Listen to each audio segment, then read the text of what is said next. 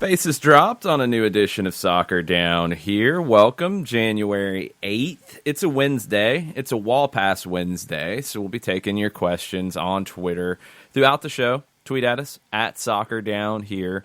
There was so much to get into on the rundown sheet today that we threw up a poll about an hour ago to see where you guys wanted to start. And it shifted a little bit. When I took Gwen out for the morning walk, it was looking like we were going to be talking about silly season rumors first. But that changed. We're talking MLS collective bargaining agreement. Yes. Exciting. Right, John? As exciting. Go ahead and give me that exciting one more time. Exciting. Important. It's not quite this exciting. Score! It's close. Close. Important. It'll be that way when there's an agreement. That's where we're at right now. So the update, and this is really important. It's just these negotiations just drive you nuts. It's people sitting across a table. It's a negotiation. They might not be sitting across the table. People negotiate in different ways these days. You might be sitting in a room with a barista hanging out making coffee. You know, it could be casual. It could be at a bistro. It could be at a restaurant. Who knows? But we know that there have been meetings, and there had been, I think, meetings and discussions over the holiday period. But Eric Miller was on United States of Soccer on SiriusXM FC yesterday afternoon.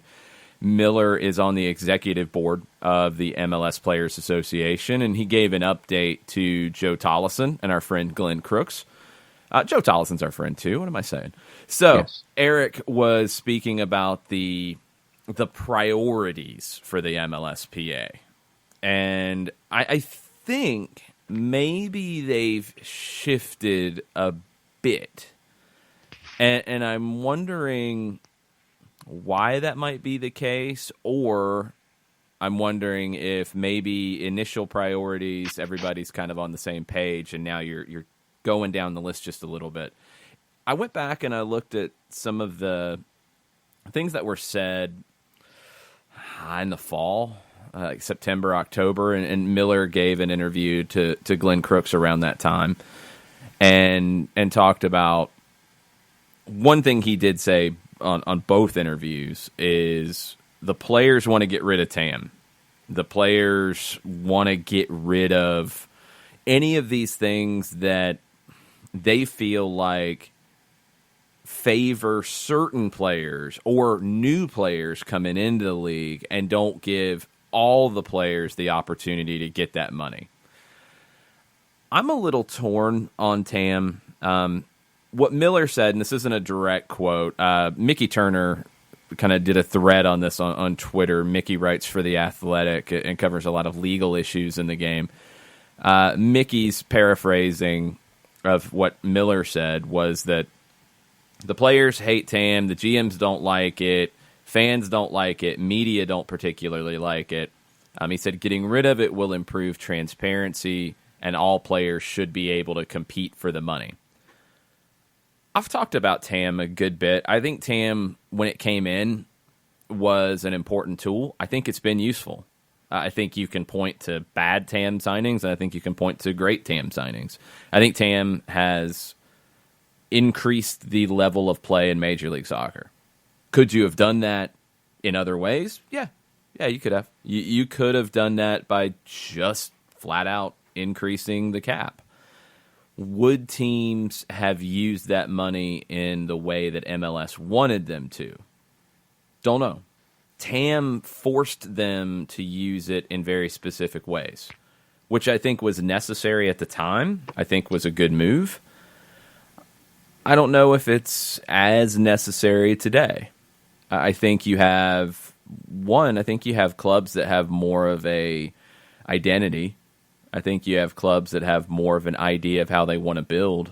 And I don't think you have to tell them to, hey, don't just blow up your roster at the top end. You need to spend in the middle too. TAM kind of made them spend at the top part of the middle. TAM also did bring a lot of players into the league that previously wouldn't have been. And that's improved the level. It's improved the perception of the league. It's made the league a destination more than it's ever been. I think if you got rid of TAM, that's not going away. I think maybe TAM has served its purpose. I do think some form of allocation money and or the ability to trade cap space is needed in a cap league. I think it can be useful. I don't know if you need 2 buckets of allocation money, maybe just a general bucket of allocation money, which, as I think we've tried to stress, and I think it's important to think of it this way, allocation money just is salary cap extension, essentially. I think we get really confused by it when we talk about it as monopoly money and all those kinds of things. Look, it just allows you to expand your cap. The problem is teams can have more GAM and TAM than their cap actually is, which is very complicated and hard to follow. I'm all for simplifying it, and if it's time to get rid of TAM, fine. But I don't know if getting rid of all allocation money is necessarily the way to go. What do you think, John? I got a couple of questions for you, and it might be more rapid fire than anything else, and just some observations. When you have AM, for lack of a better phraseology here, I think early on when you have any kind of AM and you're trying to grow a product across multiple cities, multiple markets, multiple owners, I think that for a league to grow equally, and I'm going to put that word in quotes, don't you have to have some kind of an equalizer to bring everyone forward at once? And isn't that kind of the idea behind allocation money from the beginning? No, I don't think so. I don't think allocation money as an idea makes Colorado be as competitive as LAFC. I don't think it's intended to. Should it not give you that opportunity to be if you want? But you could do that by just having the cap. If you said, okay, we're not going to have any allocation money, we're going to have a $10 million cap.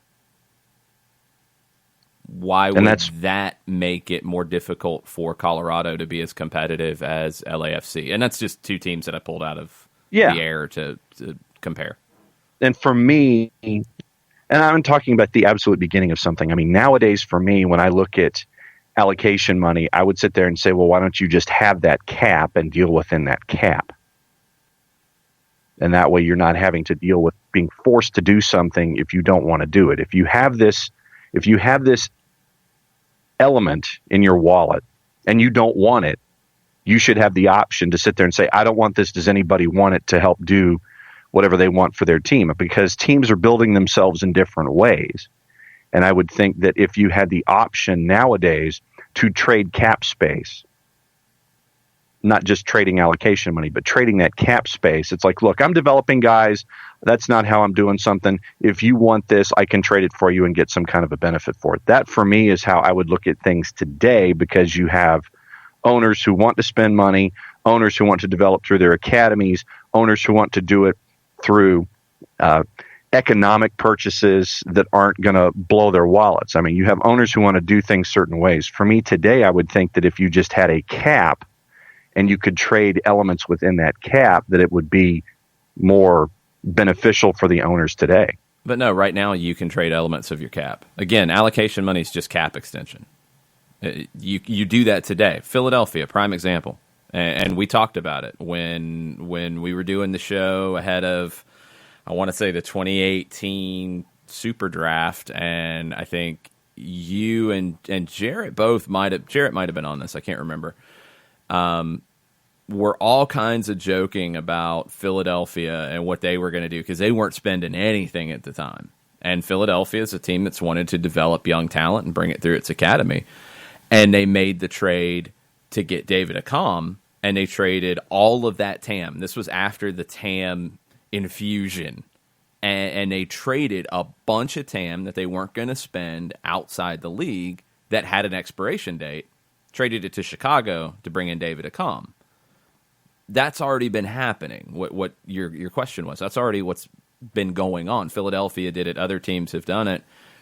It's cap extension space. And for a Chicago team that obviously wanted to buy players from outside and bring them in, TAM was useful in getting more players like that. They had a player in David Accam. They couldn't get to a long-term deal. They wanted to move on from him. They traded him for more cap space. That's why I think allocation money, not TAM GAM, but just allocation money or cap space, whatever you want to call it, should be able to be traded and should still be something that MLS teams use. I don't see the flip side of MLS teams then, because if you get rid of that, you're not going to see MLS teams pay transfer fees to one another to bring a player in.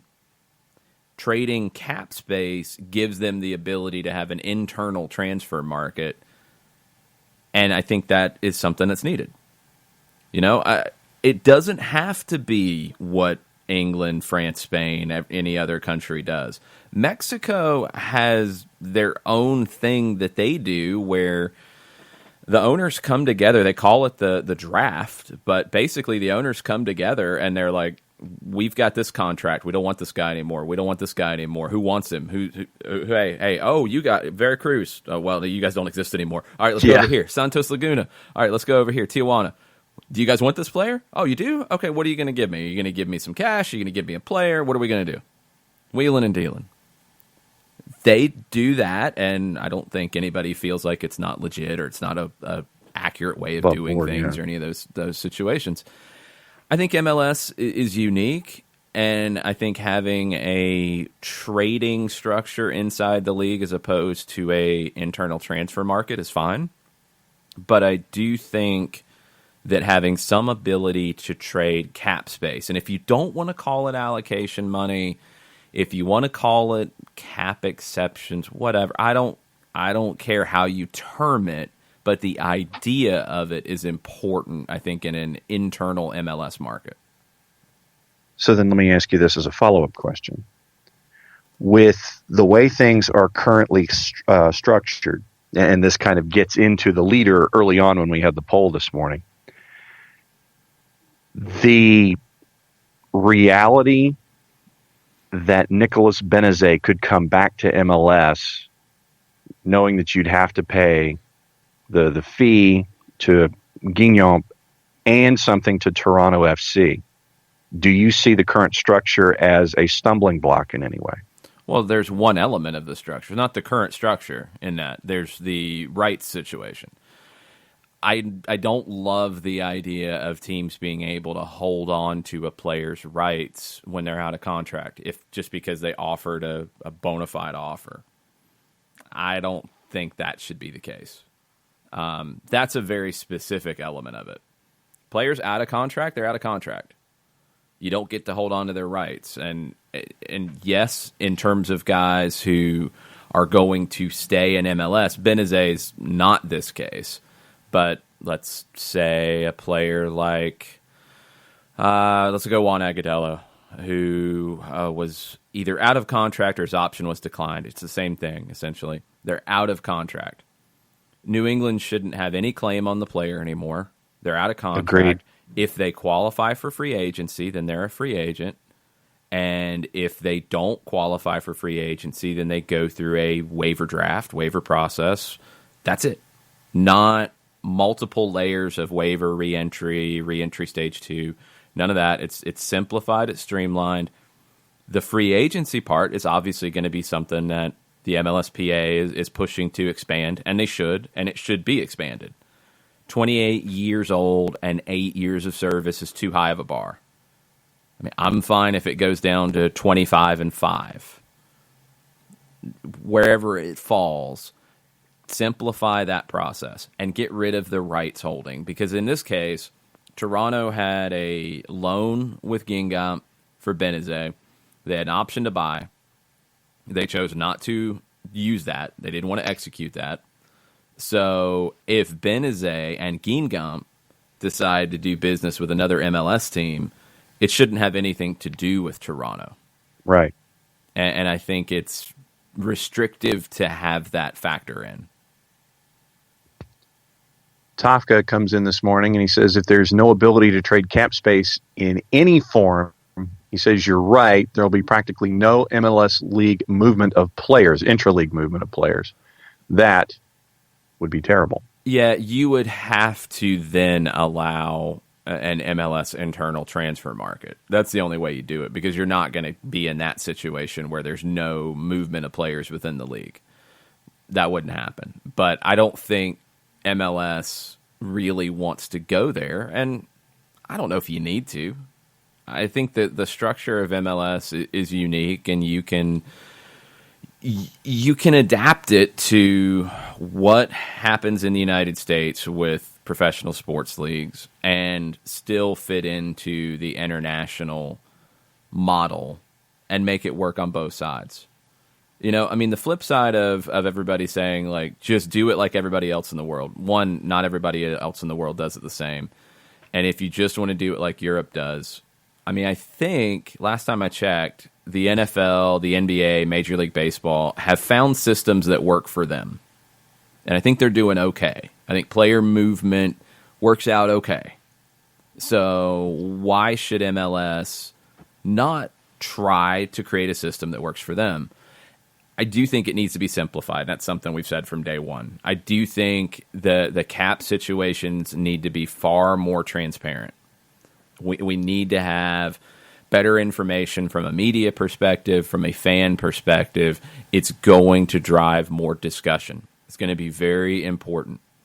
I always point back to this most recent NBA free agency window opening up, and just the sheer level of excitement about where's Kawhi Leonard going to go? How is this going to work out? This trade's going to happen. What does this mean for this team? And you created more discussion about the NBA in the offseason probably than you've ever had.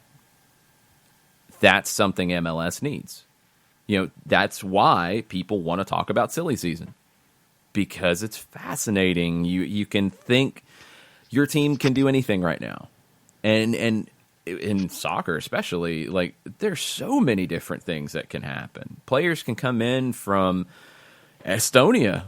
That could be happening for DC today. Poland, Paraguay, Argentina, Brazil, Mexico, anywhere. That's exciting. These are good things. We need that along with free agency, along with trade windows and all those sorts of things in MLS. MLS can generate more discussion in these areas than most leagues around the world if they do it right.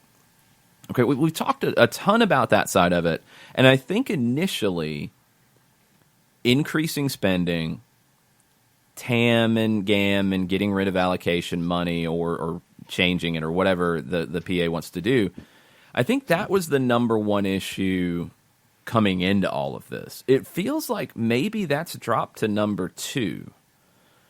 Travel and charter is a hot button issue, according to Eric Miller. He talked about with Joe Tollison and Glenn Crooks on SiriusXM FC, quote, disastrous, unquote, travel situations that he's personally been involved in. It felt like we saw and heard about a bunch of those last year. And some of them you could have been on a charter and it still wouldn't have been avoided. You're talking about weather issues and planes being grounded and things like that. Miller did say that he understands that it's a difficult issue for MLS because the cost is estimated to be over $20 million a year league-wide. This is for the whole league to go full charter. I don't think you need to go full charter. I think there are some markets that need charters more than others. They don't. They're not a hub airport. They don't have as many options to fly direct. They have challenging travel schedules. Nashville is one. Columbus. Whereas and Atlanta might not need that all the time. You don't have to charter to Orlando. You don't have to charter to Charlotte or Nashville if you're Atlanta. I think there's a step in between. If you get to that point, if the league is making enough money and it makes sense to do it, of course you'd love to charter everywhere and you don't have to worry about it. But $20 million a year, that's a big change in terms of your spending. Is there an intermediate step? I think there is. And I've said 3 hours should be the limit. If it's 2.5, if it whatever number you come up with, there should be a certain length of flight that is an automatic charter. It's not an optional charter, because we've seen that doesn't work either. And there's been a lot of yelling from people about MLS has to allow more charters.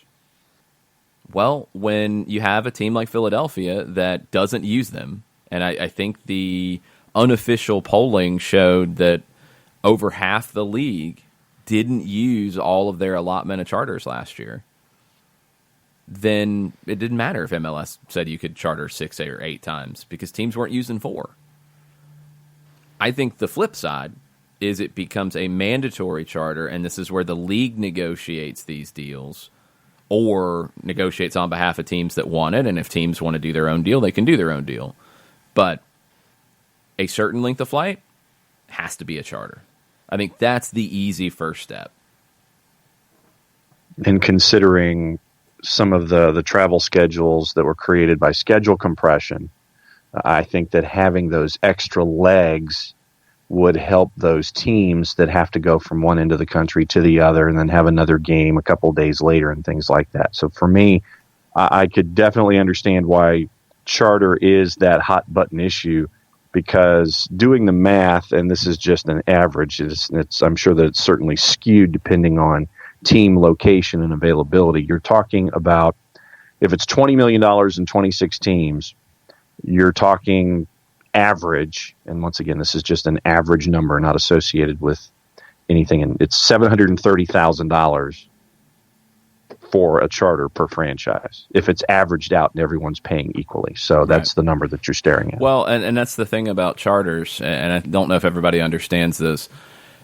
You see differences in flight costs. If you're going to go buy a ticket to fly to Los Angeles, or you're going to buy a ticket to fly to Houston, or you're going to buy a ticket to fly to Charlotte, you are going to see a difference in that ticket price. Charters, it is what it is. Like, you're going to basically rent the plane, rent the crew, and there you go. So they cost the same.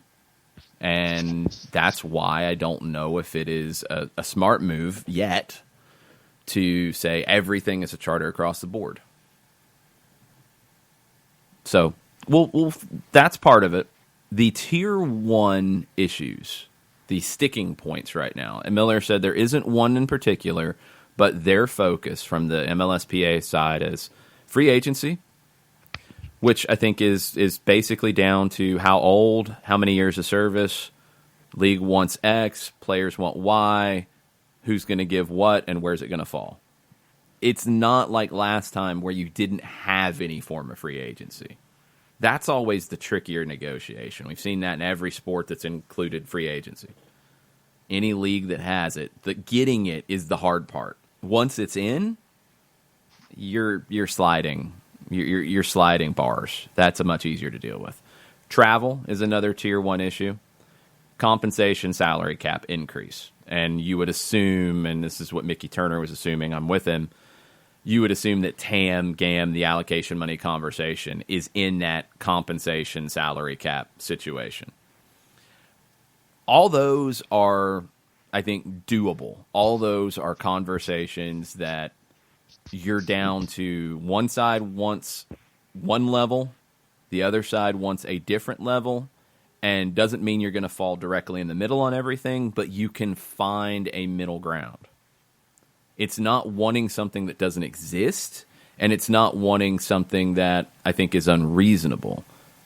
The travel thing and that level of commitment, I think it maybe is trickier than we thought it would be, But I do think there is a compromise solution, and I think it's down to that certain length of flight that becomes the automatic charter, and that's where teams have to increase their spending on travel, and that's reasonable, and I think it can be negotiated. Now, then the league would use that as a bargaining chip to say, well, we're going to give here. You're going to have to give us a little bit on not going all the way to 24 and 4 years of service for free agency. We're going to have to knock that back a little bit. That's how these things go.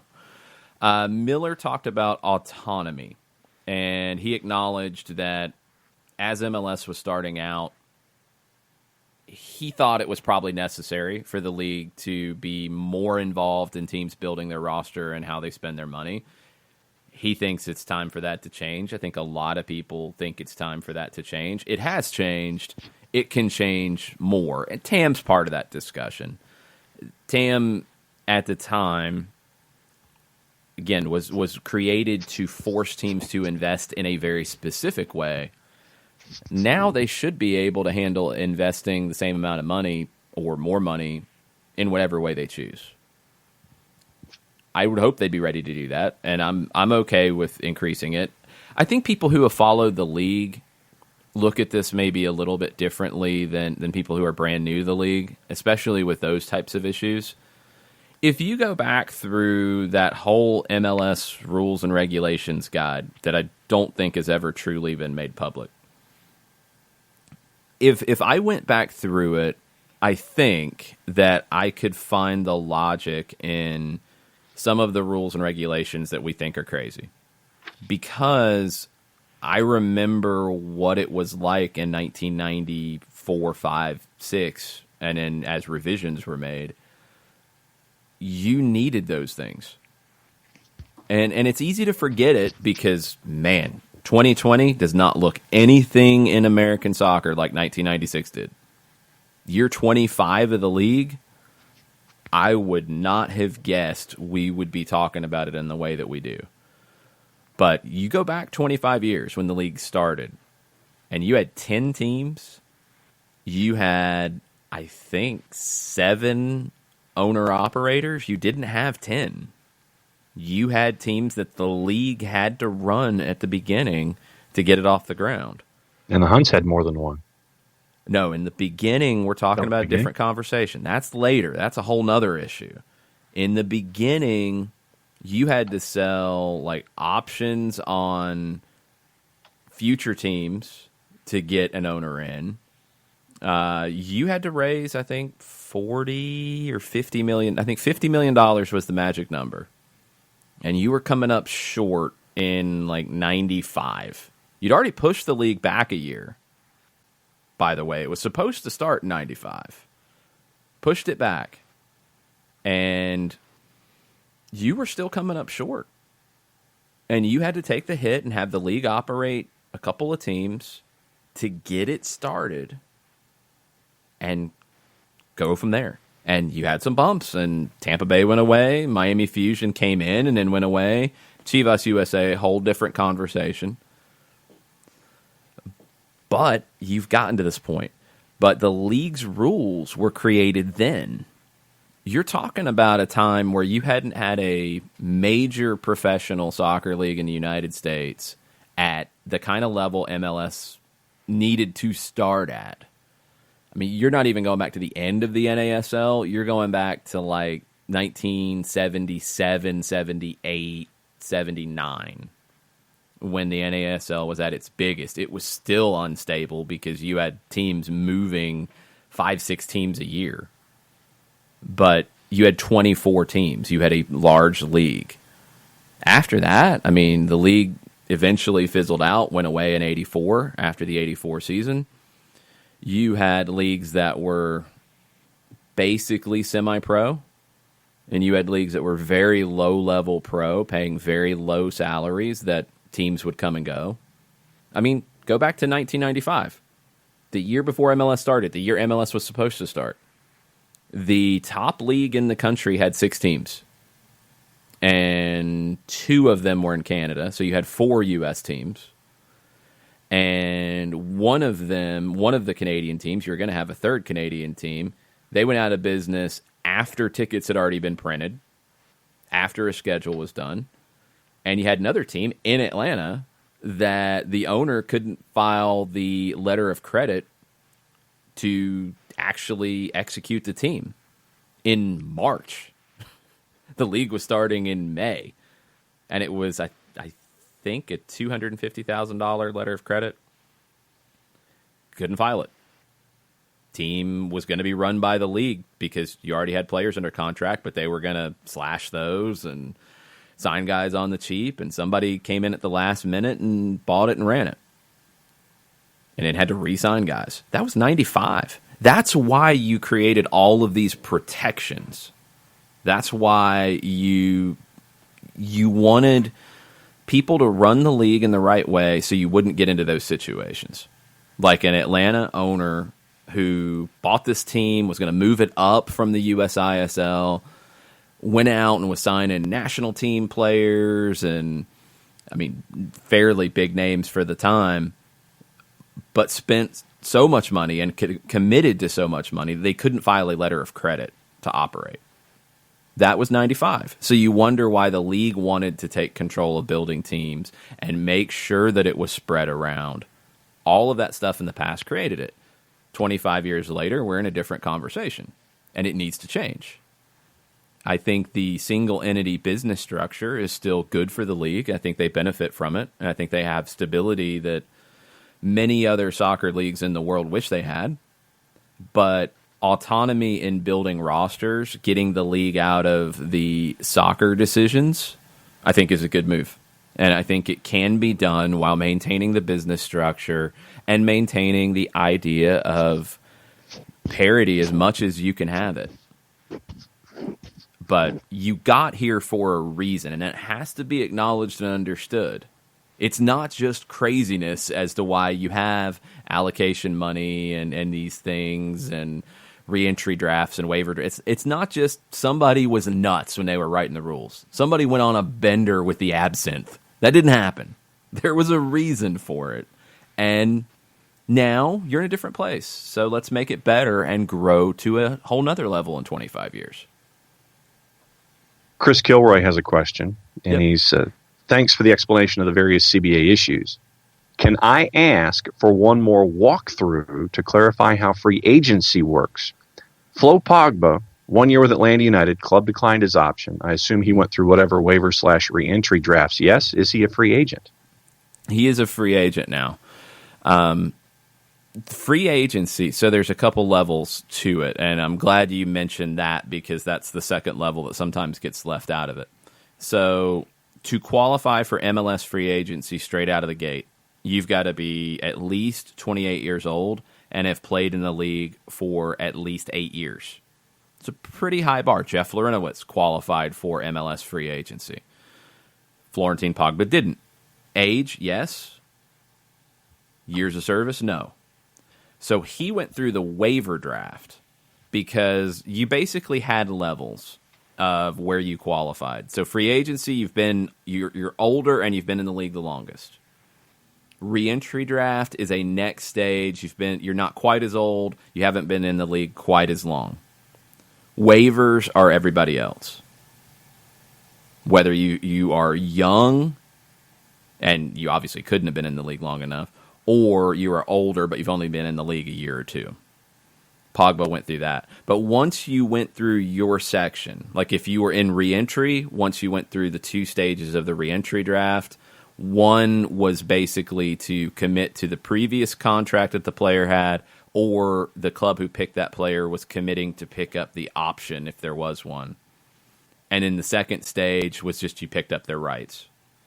If you were in re-entry, you had to go through both stages. You went through it, you didn't get picked, you became a free agent. You could negotiate wherever you wanted. Waivers, what Florentine Pogba went through, was simpler. It was a waiver process, waiver draft. If you weren't picked, you could then sign wherever you wanted. Basically, those drafts gave teams an opportunity to claim a player before they go out on the free market. That's all. And it's not needed anymore. I think just simplifying it, if you qualify for free agency, you qualify for free agency, you go into that. If you don't, You go through an end-of-year waiver process, which I think most American leagues have something like that, where you have a waiver process. I don't know. Okay, let's talk baseball for a second, John, or maybe you might know hockey better in terms of these rules. If you are out of contract, you don't re-sign a new one, but you don't qualify for full-fledged free agency, how does that work in like a National Hockey League?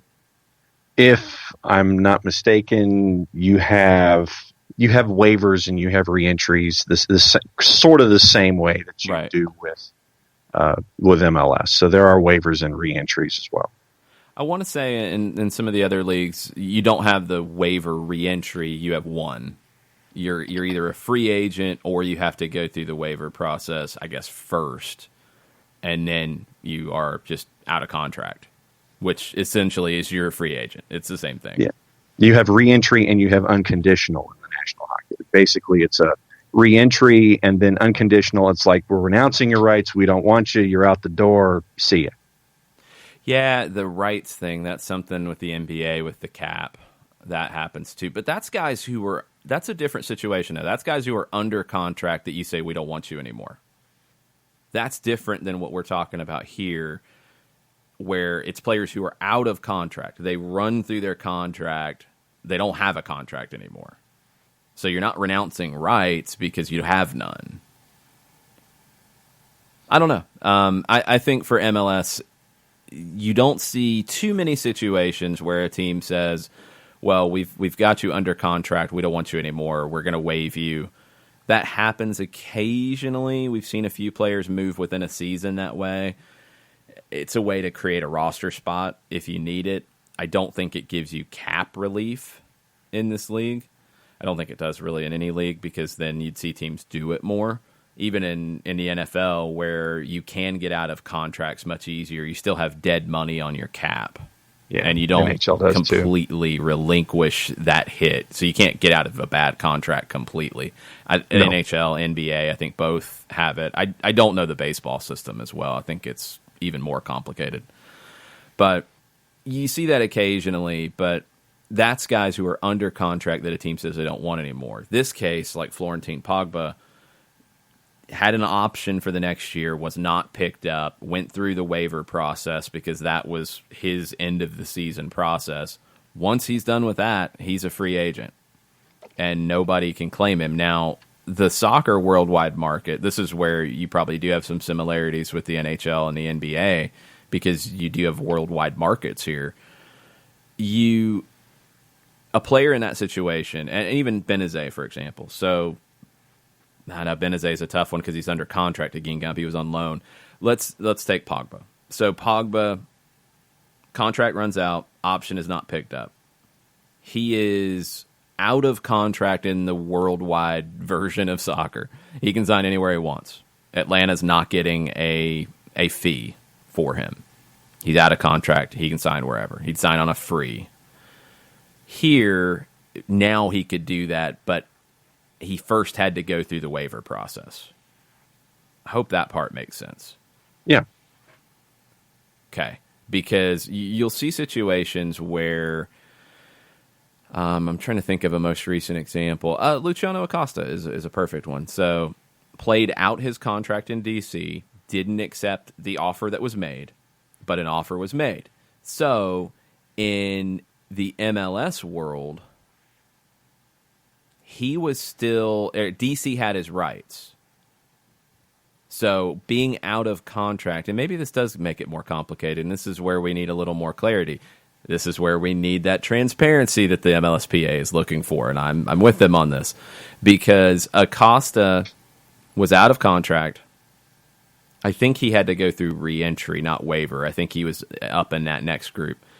Wasn't picked up because the idea was already that he was going to sign internationally. He was going to leave the league. So he wasn't picked up. DC kept his rights because they made an offer because he was out of contract. So if he comes back into the league, you have to trade for his rights with DC. If somebody had picked him in the reentry draft and he said, I'm not coming to you, I'm going to go sign for Atlas, they would have had his rights. That part's dumb.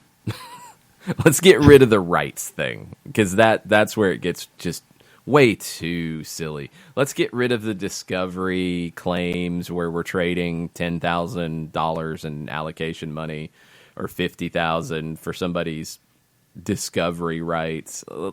Let's get rid of that stuff. Let's streamline it. Let's keep it simple. Let's get a free agency process that is more expanded. Let's have the end of the year process for guys who don't qualify for free agency but are out of contract, and let's move on. I think that's fair. I think that's reasonable. I think it still protects the league, but I think the players get the transparency they want, and they get more freedom of movement.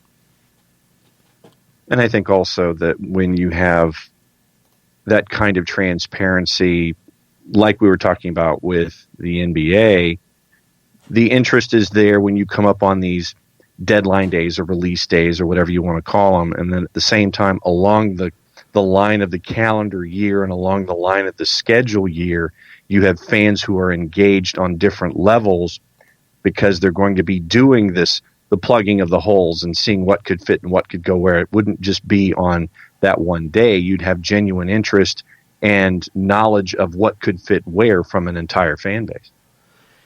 Yeah, you could have a more informed discussion, and that's, I think, what we all want. So going back to Eric Miller's interview on SiriusXM FC yesterday, the last topic that's very important that I know a lot of people are concerned about, odds of a work stoppage.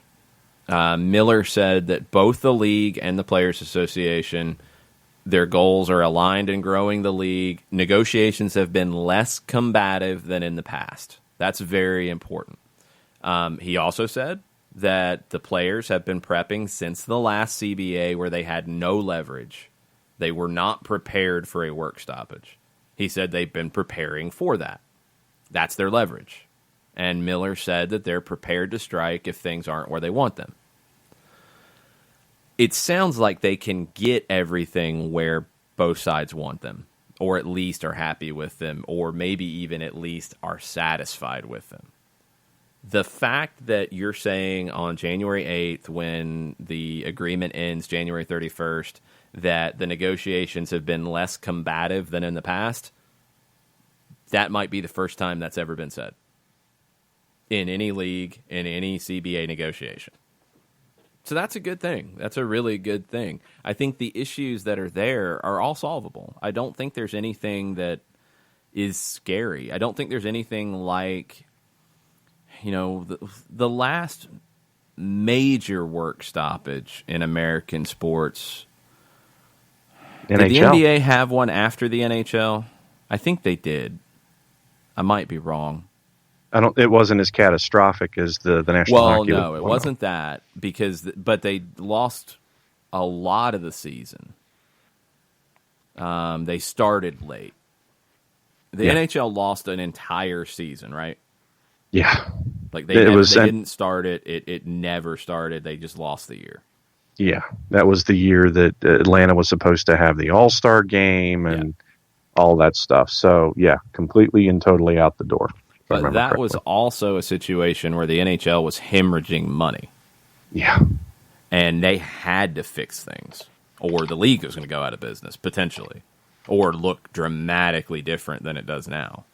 Yeah. That was a much different situation. I don't know if it's comparable. The NBA one has been more about how to divide up the money. And that's what it comes down to in all of them, ultimately, is how to divide up the money that's there. How much do the owners keep? How much do the players get? And that's what I think it will get to in MLS, maybe with this one or maybe with the next one. But the players, I think, are involved enough in the soccer industry in the United States, especially the American-born players who have seen these changes, to understand that it's a very different thing and it needs to be a different negotiation than it was a few years ago. But it's not the NBA. It's not the. I think it's the NHL at this point. I think you can put it in that type of conversation. But it's not the NFL. It's not the NBA. The money's not the same. There's still investment that's needed. There's still growth that's needed. But the players do deserve more than they're getting right now. And I think that's a reasonable assumption. And honestly, I think most of the owners are on board with that. I think they want to spend more. And with the National Hockey League, it was the 04-05 season, completely lost, and it was because the league wanted to implement a salary cap. They didn't have one. And right, they didn't have anything resembling a salary cap. Nope, wanted to bring one in to limit player salaries, and the players were like, no, we're going to have issue with that. And it was I think it was started in September and ended in the summer. So, I mean, that's how protracted it was. That's not what this negotiation is. No. This negotiation is redefining the relationship, shifting bars around, spending more. But it's not dramatically redefining how the league and the players do business. Creating a cap it's about as redefining as you can get. Mm-hmm. The other one would be creating free agency. Those are the two dramatic changes that we've seen cause huge amounts of friction in these types of negotiations. That's not the case here. You have free agency.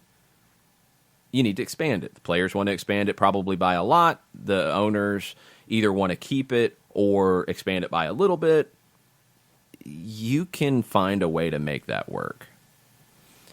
Even the TAM-GAM allocation money conversation, it's nowhere near instituting a cap. It's nowhere near creating free agency out of thin air. It's more of a redefining than a change. And that can be done. And that can be done in a more comfortable way. And just the fact that it's not as contentious as it's been in the past makes you feel pretty good about where it is. And I think they'll get something done. And I think hopefully they get something done where both sides can say we won and you move forward. Yeah, and that's what you want. You want, in this situation, both sides are going to sit there and say, well, we got this. And you're like, okay, great. You got yours, fine. And the fans will be pleased. There won't be any kind of a stoppage. I don't foresee one, obviously, with the discussions being what they are. But yeah, you want both sides to come out. They want to win their press conference, and then the information is taken and everybody goes forward. We shall see. It's going to be interesting as it continues, but I think it's in a pretty good spot. I felt better after hearing the interview with Eric Miller. And if you missed it, it is on their app, SiriusXM FC. If you are a SiriusXM subscriber, you can go back and listen to that on demand. I'm sure there'll be more write-ups about it, but Mickey Turner ESQ, his thread on Twitter gives you the highlights. Lots of other stuff to get to. We'll get into more silly season in hour number 2. We've got Mike Conti joining us in about 10 minutes. Other stuff before we get to Mike. Let's get into the news that we have so far. Generation Adidas class has been completed. We have a super draft tomorrow. It is probably the least exciting MLS super draft that we've had so far. Daryl Dike is the final addition to the Generation Adidas class. You might remember his older brother, Bright, who played for the Portland Timbers for a bit. Sophomore forward from Virginia. He is likely going to be the number 1 pick. That's what most people have thought throughout the season. Miami has 2 of the first 3 picks. They pick 1 and 3. Nashville has the 2 pick. I think both will probably pick from that Generation Adidas class, and 3 of the 5 Generation Adidas players will be gone with the first 3 picks, I would assume. We'll talk a little bit more about Super Draft tomorrow. There's not a ton to talk about, especially when it comes to the Atlanta United side of things. They're picking 23. That's not a pick that has been a productive one in recent years. I'm not sure if that will change this year. I think once you get past the first 10, 12 now in the draft, it's more speculative. And teams that have a second team, a USL Championship or USL League One team in-house, are probably the ones who benefit from it more. because you might get that guy and bring them in and play them, as we saw Anderson Asea do last year. Play for Atlanta United too early on. You basically got an extended tryout. You decided you weren't going to keep him on a first-team deal. You let him go. That could happen again. But it gives you an opportunity, if you have that second team in-house, to see a guy for an extended period of time and how they make the adjustment from the college game to the pro game. Because it's a big adjustment. It's a big difference. Let's hear a little bit more about Ronnie Deila at New York City FC. Derek Ray spoke to MLSsoccer.com. Derek covered the Scottish League when Ronnie was at Celtic in Glasgow. And this is the quote he gave to MLSsoccer.com. I think some might see it as left field, but some thought has gone into it. There's no doubt that Ronnie Deila has been on the radar of people at Manchester City for some time. If you go back when I interviewed Ronnie a lot when he was at Celtic at that particular time, he'd been recommended to Celtic by Manchester City. He'd spent a bit of time studying there, and that's very much what he is. He's a student of the game. He tried to visit as many destinations in European football as he could with a view to improving his skill set. So, a known quantity by Manchester City for, 5, 6, 7 years? He'd spent some time at CFG studying, observing, so they knew who he was. They liked him enough to recommend him to a club like Celtic. So, when I'm assuming things fell through with Giovanni Van Bronckhorst, this would be a person that would be high on the list that they would say, hey, we've recommended you before. Why don't we just hire you this time? And we've gone back and we've talked about Deila and where CFG and the conversations about loaning players and recommendations and all that kind of stuff. So the relationship between Deila and CFG wasn't completely foreign going into any of this. So a lot of folks, looked at it as a left field thing. But if you go back and you pull back some of the pages, you sit there and say, okay, there's a relationship here. There's a level of trust here. And obviously CFG thought that that Deila would be someone that they could count on to continue what they want to do in MLS with NYCFC. So now I'm interested to see where this goes from here and how he wants to bring in his ideas and how they integrate with who's in-house. Yeah, very interested to see how it works out. There's a Q&A over at the Pro Referees website with Howard Webb. And one quote that jumped out to me from it. It's a really good Q&A, highly recommended. We'll tweet it out here in a second if you haven't seen it. In 2018, first full year of VAR in MLS, 1,299 goals were scored in the MLS. He said the MLS. That's Howard Webb saying it. We might need to have a chat.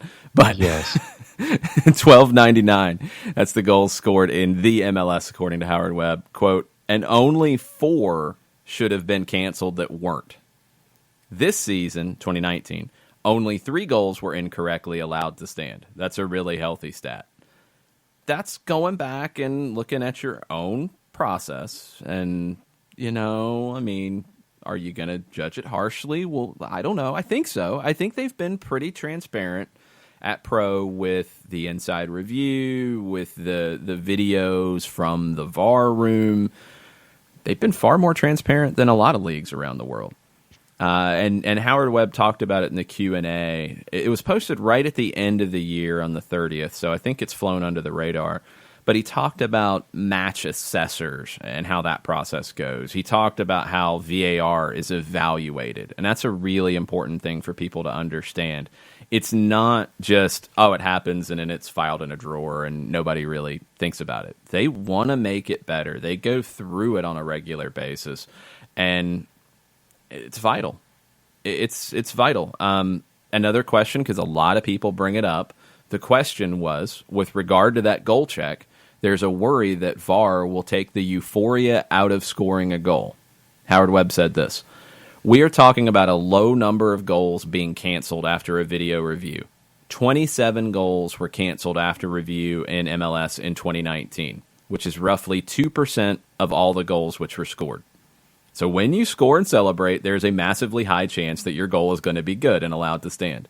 With that being the case, it's good to know that everything is being checked behind the scenes. So I don't have the overall number of goals for 2019. It was 1299 in 2018. 27 canceled after review in 2019. That's not very many. Is the VAR's going to take the celebration out of the game? Is that the new 2-0 score line is the most dangerous in the history of soccer? I think so. I think it's worse. Well, because, everybody looks at score lines, you sit there and it's like, oh, yeah, 2-0. But because I think we're exposed to VAR in this looking over your shoulder, peering specter kind of a thing that's always going to be there. I think that perception of VAR as a negative, VAR's going to take it away from us. And so there's that thought process that goes into it. And I think that,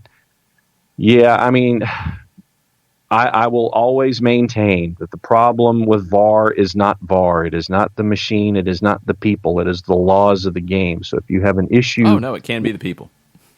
It can definitely be the people, too, because they're people.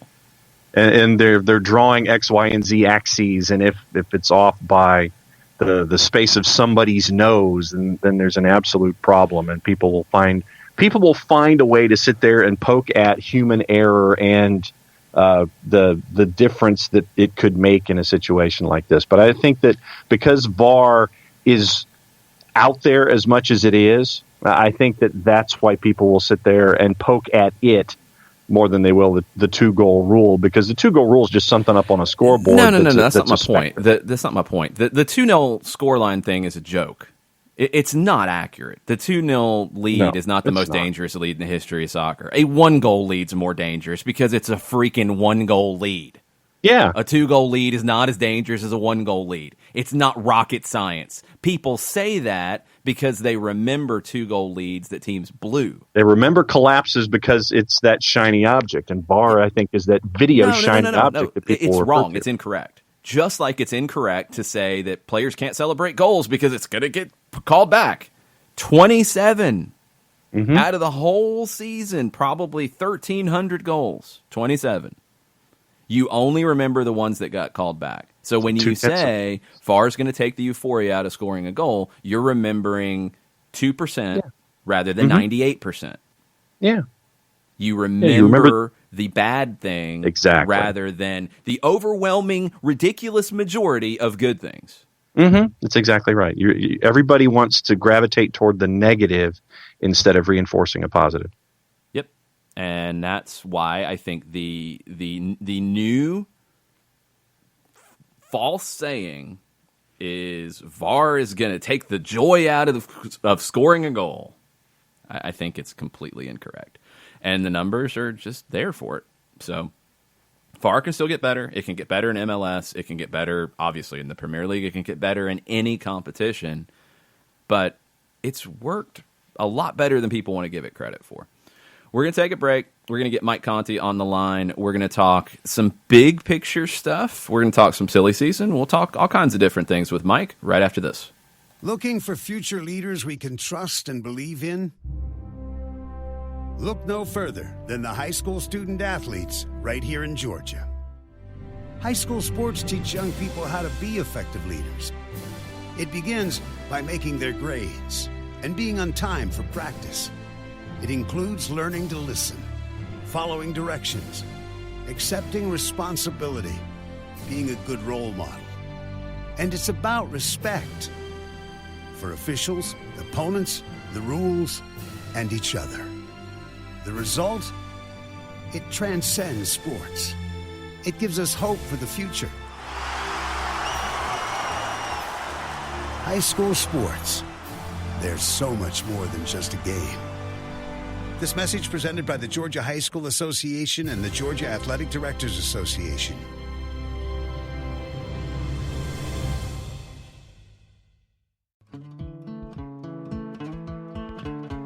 Today's show is presented by Appolinsky & Associates, personal injury lawyers with over 30 years of experience, supporters of Atlanta United, Faction, and Inter-Atlanta Youth Football Club. If you've been hurt in a wreck, contact Steve today at steve@aa-legal.com or call in 24/7 at 404-377-9191. The initial consultation is free. We know that every driver is different, and a one-size policy does not fit all. That's why Country Financial offers a variety of discounts, so you get the coverage you need and the savings you deserve. From good driver to good student, multi-policy to multi-car, we've got a discount to suit every driver. Call Jason Wright at 678-568-6871 today to see what you could save. On Facebook at Jason Wright Agency or by phone at 678-568-6871. Discounts vary by state. Policies issued by Country Mutual Insurance Company, Country Preferred Insurance Company, or Country Casualty Insurance Company, Bloomington, Illinois. You're listening to Soccer Down Here daily on SDH Networks, a division of OSG Sports. Find us at Soccer Down Here on Facebook and Twitter. The time is now the top of the hour. Peep, y'all.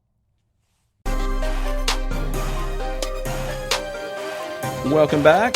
Hour number 2. Soccer Down Here. We went 60 minutes without a break because we were talking CBA negotiations and other assorted and sundry items. That's what happens sometimes on the show these days. It's craziness. It felt like the off season dragged on forever, and then magically Mike Conti appears and we're back in preseason. I don't know what happened there. I think our Wi-Fi here at the studio is not working 100%, and I had no idea that affected Skype, but I hit a button on my phone and here I am. Hey, there we go. Sorry, guys. No, it's hopefully you told some fantastic jokes in my absence. And I did. I told some great ones. The 2-goal lead is the most impactful deficit in soccer. It is in all stick and ball sports where you get 1 point for a goal. Yeah, absolutely. Ice hockey, they say the same thing. You don't want to have a 2-goal lead in ice hockey because it gives you the false sense of security, and you tend to let down a little bit, and suddenly it's 2-1, and then the team that scored against you has momentum, and boom, tie game. So, yeah, it's a fallacy. Yes, John, absolutely, it is a fallacy. Okay, I want to get into a very big picture topic with you guys this morning. Uh-oh. So, I don't know if you've seen it. John Wall Street with Sports Illustrated, Howie Long Short on Twitter, pieced together a couple different things. I had seen, I think, one of these studies that had been published by the LA Times. The LA Times posted a story about Los Angeles professional teams, and I'm assuming they did not include LAFC and the Galaxy in this. But they said that the cost of attending a live sporting event has become unaffordable for the typical family in the Los Angeles area. They said the only team was the Angels that could promise a family outing at the ballpark on a weekend for less than $100. And the idea is that we've seen ticket prices go up in the NFL. We've seen them go up in Major League Baseball, NBA, NHL. There's an opportunity for MLS, if they keep prices reasonable, to get fans to come out to the building that are not going to the other buildings anymore because it's just too expensive. Agreed. Yeah, interesting. But I think it's more than ticket prices. And, I think where all professional sports teams are running into trouble is, you can get a $20 ticket. Heck, you could get, when the Hawks play the Rockets tonight, there's probably a $20 ticket out there somewhere that you can get for that game tonight, but you're going to have to pay for parking. You're going to have to pay for food and beverage. You're going to have to pay for a game program. If Johnny, your son, wants to buy a ball cap or a jersey or something, that's a lot of money. It's the expenditure of time on top of it. So it's not just ticket costs, and I think the clubs in MLS can only do so much to rein in the cost of the full match experience. But I think there's something else in play too.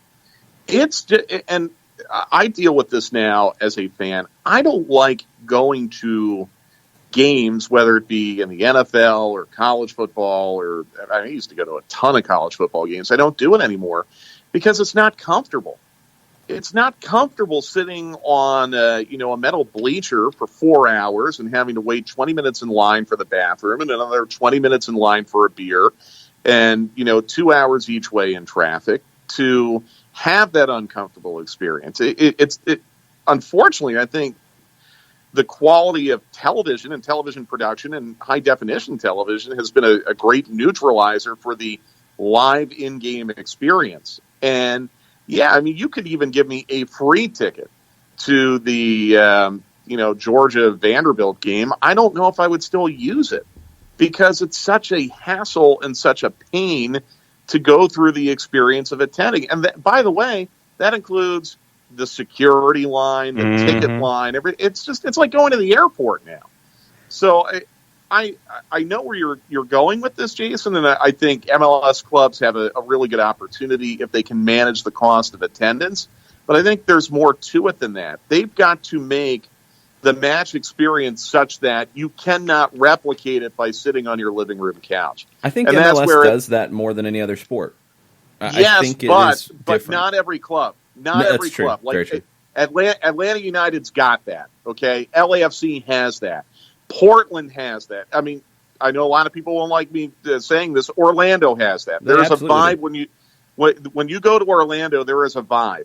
But we've been to every park in MLS. And look, I mean, quite frankly, and I'm not trying to, belittle or slander any other club in this league, but what do you get at a New England Revolution home game that you can't get on TV, or a Chicago Fire home match, or a Columbus Crew home match? What can you get by going to the park that you can't get on TV? And I think that's the challenge for all 25 clubs in MLS now. That's the challenge. Or are we at 24? I think we're at 24. 26. 26.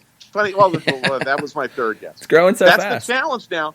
Yeah, because you have Nashville and Miami. So that's the challenge for all 26 MLS clubs. You've got to manage the cost of attendance, but you've also got to create an experience that cannot be replicated watching on television.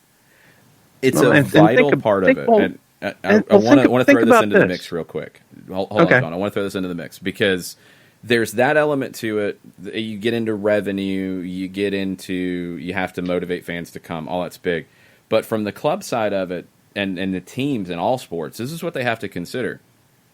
I went to games when I was a kid. That's when I fell in love with going to games. I'm sure you guys, it was the same thing. You went as a child and you wanted to keep going back until you get to a point where it's like, man, I don't want to deal with all this nonsense because I'm not a kid anymore. But if kids aren't falling in love with the idea of going to games, they're not going to go to games later. And there's a study out there that says fans that get their first taste of a live pro sporting event by the age of 5 attend 58% more games annually than those that never go to a game before they're 14. If you don't get kids in and get families in and instill being, a fan and enjoying that fan experience, it's not going to magically happen later. And this is vital for teams as you start to look at that next generation of fans. Well, think about the way things are structured these days through television. If you are at a college football event, since Mike brought that up, if you're at a college football game, that college football game on television is 3.5 hours long, unless folks are running the veer or the triple option or it's a blowout. Right. So you're having to block out 3.5 hours of just sitting in the building.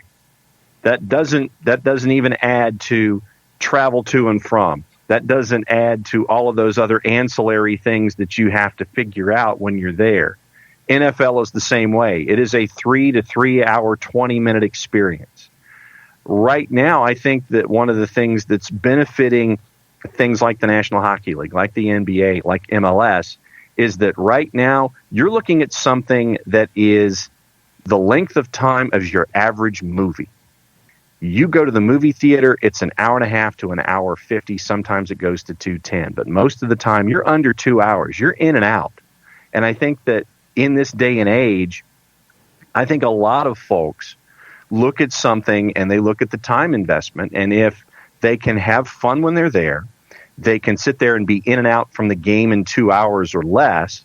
Once again, I look at it as like you're going to a movie. I think that football and baseball specifically have dragged themselves because of the TV product into this 3.5, 4 hour thing. And folks just don't want to take that kind of time investment these days in just going to do something.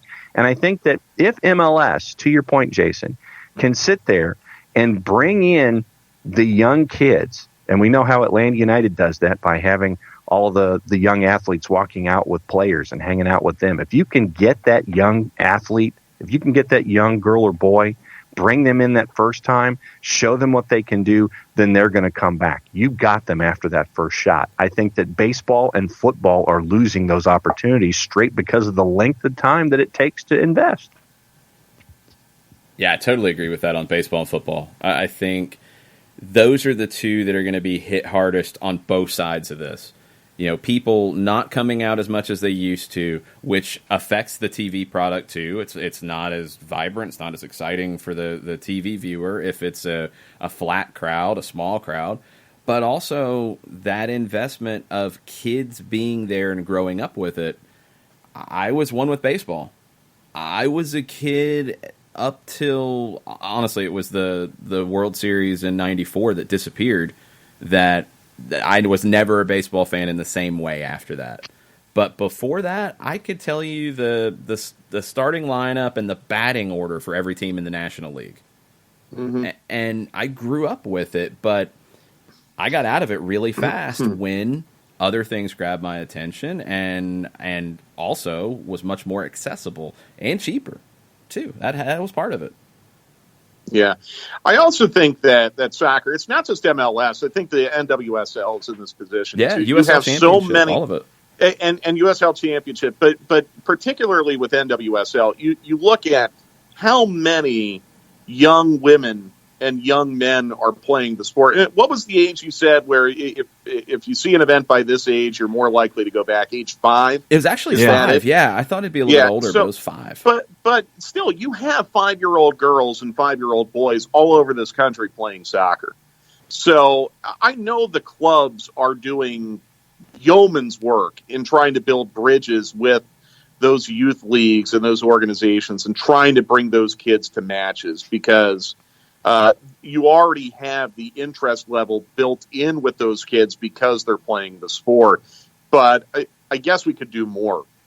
And I think we could definitely do more in markets where you're still kind of seeing the attendance not where it needs to be. I mean, that's never going to be a problem here in Atlanta, where Atlanta United's going to have to go out and do this grassroots work with youth soccer teams all over Metro Atlanta because you already have them hooked. They're coming in. But in Houston, Houston in particular, because they have NWSL as well. Mm-hmm. Markets where you have MLS and NWSL, where the attendance is not where it needs to be. Chicago would probably be another. My guess is those clubs have either not done enough or need to do more to build bridges to the youth soccer community in those metropolitan areas. But again, you're only going to hold a 5-year-old's attention for so long if the product, the whole match experience is not compelling. I don't know how a kid could walk into an Atlanta United match and not be overwhelmed by the sensory experience and just how wonderful it is, and not to mention the exciting quality of play out there on the pitch. But, I mean, you know as well as I, Jason, you walk into Houston on a Saturday afternoon in August where it's 150 degrees and, the stadium's half full and there's no energy and no vibe, kids have very short attention spans and they're going to lose attention very quickly. So I think it goes back to it. Yes, you can price tickets in such a way and you can build bridges to the youth soccer community in such a way. But what it really comes down to is making the match experience worth the time commitment. The XFL is doing something interesting. Did you see what the XFL is doing? No. Yes. The clock keeps running during incomplete passes. The clock does not stop at a first down. They're only going to do 10-minute half times. I love that. Yeah. Speed the game up. Vince McMahon gets it. I mean, he's an entertainer. He's not a sports executive. He's an entertainer, and he knows the magic formula because he has filled arenas night after night after night for decades with the WWE. He's a TV programmer. He gets it from that perspective too. Exactly right. You've got to speed the game up. So I'll be curious to see how that works in the XFL. But to John's point, a regular season MLS match is going to be 2 hours no matter what. That's the perfect amount of time. As John said, that's the length of a movie. And in Atlanta, we have an even bigger advantage because you have the mass transit option where you don't need to spend that much time in traffic if you take MARTA, and MARTA's functional. But not every market in this league has the advantage that we have in Atlanta. All you have to do is go see a game in Dallas or go see a game in Houston or New England or Columbus or Bridgeview, Illinois, and you'll see what we're talking about. There are too many places in this league that do not have a vibe right now, and that has got to change before you even think about trying to get kids to the park and invested in what you're putting out. And the quality of the product. And that's what I think a lot of this always comes back to. You know, if the team is good, people are going to come out and people will be more willing to spend a larger ticket price on a good product because they know they're going to be entertained. When a team's not good, you're not going to get that same ticket price on a regular basis. It's just not going to happen. This is something MLS, I think, has done a really good job of over the years, is they've raised the level of play dramatically in the last 4 or 5 years. It feels very different. I think that's only going to continue. I think you could also see it dramatically increase if the owners are willing to do it. And that will mitigate some of the rest of it if that product is compelling, because I think Chicago comes out if it's a good team on the field. New England has. Yes. And we've seen that. Yeah. New England, especially late last season, without any mega stars, they were drawing great at the end of the season. I think not Decision Day, but the week before Decision Day, their last home game, they were close to 30,000. Yeah. That's great. It's all about the quality of the product. Yeah, because if the quality of the product is at a certain level, then mom and dad will be more compelled to bring their child to the game because mom and dad will be interested in the game. Totally agree. Daniel Price has an interesting question this morning. He says he wonders how the closing of the Gulch will affect the tailgating experience for Atlanta United. I know that was a huge part of the vibe. Has that completely been closed? I don't know if it has completely yet. No, I don't know. It's not. It's not. The Gulch is still the same. I mean, I go down to Hawks games 4 nights a week. Nothing's changed with the Gulch as of right now. I mean, I don't know someday what the situation will be in March, but right now, nothing's changed with the Gulch.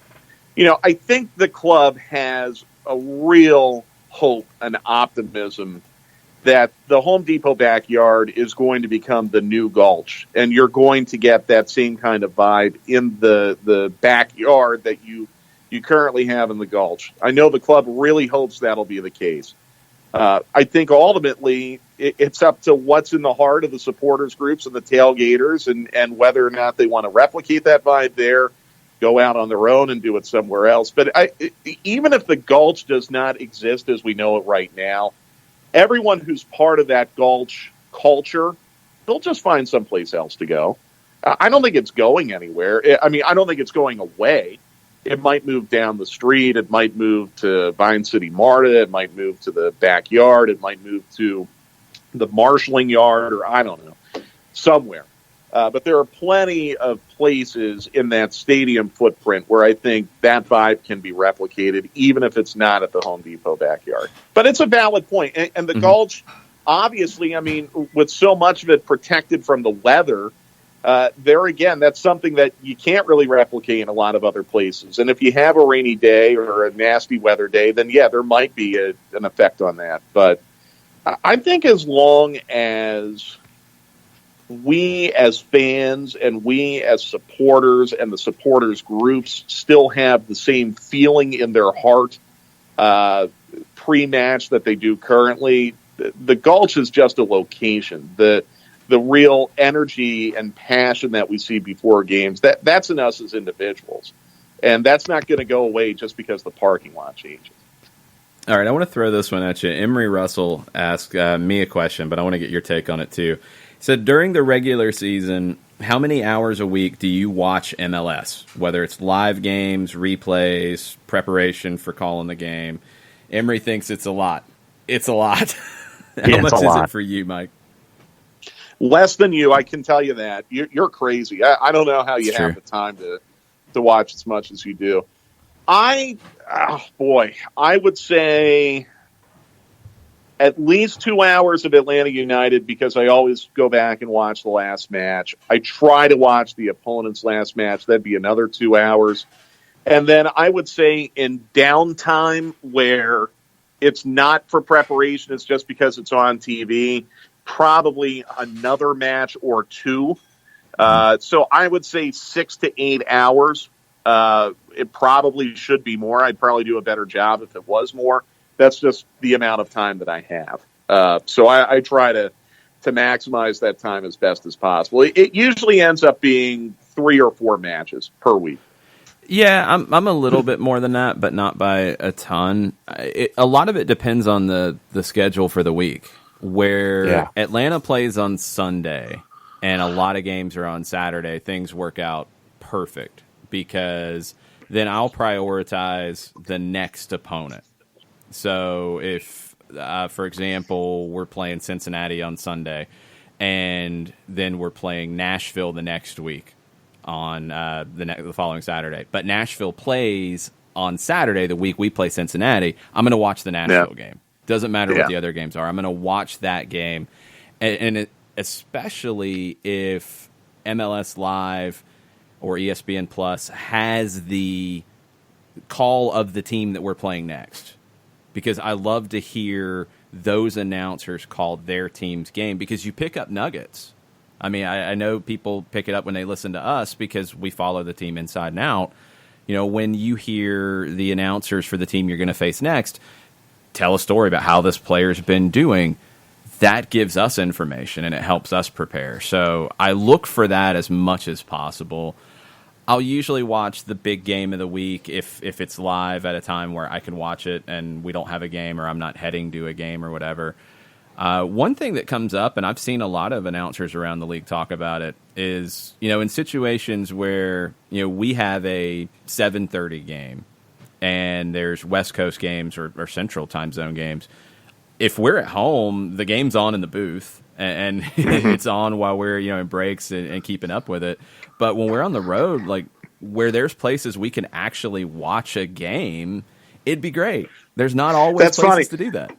That's funny. I actually did not count the full-time report game watch experience in the broadcast booth, which actually happens a lot. Usually John is our big helper because he's standing behind us, and he'll tap us on the shoulder if there's a significant play or a goal or something like that in the match that's on the monitor. Man with the remote. Yeah, so actually I didn't even count that. I guess you could jack it up to 7 or 8 hours for me then if you want to count that. See, I'm probably on a regular in the 10-hour range, and then throw in a little bit of probably another 3-4 hours of USL Championship with the twos. Yep. Yeah. Right there with you. No, I mean, I am married to MLS Direct Kick during the regular season. You have an ESPN Plus subscription, John. I have that too. And so what I usually do is I have the Championship and League One over on Plus in the office, and I have Direct Kick going on the big TV in the office. So I'm literally firing off at least 2 devices, if not 3, going simultaneously, depending on what's going on. But no, the computer in the office is usually reserved for Championship and League One, and the big TV gets Direct Kick. A lot of people talking about the Home Depot backyard, which I honestly don't know a ton about. One question, I don't know if you know this, Mike. Is it grass or is it turf? It's turf. Turf? Are there some turf. Grass sections of it?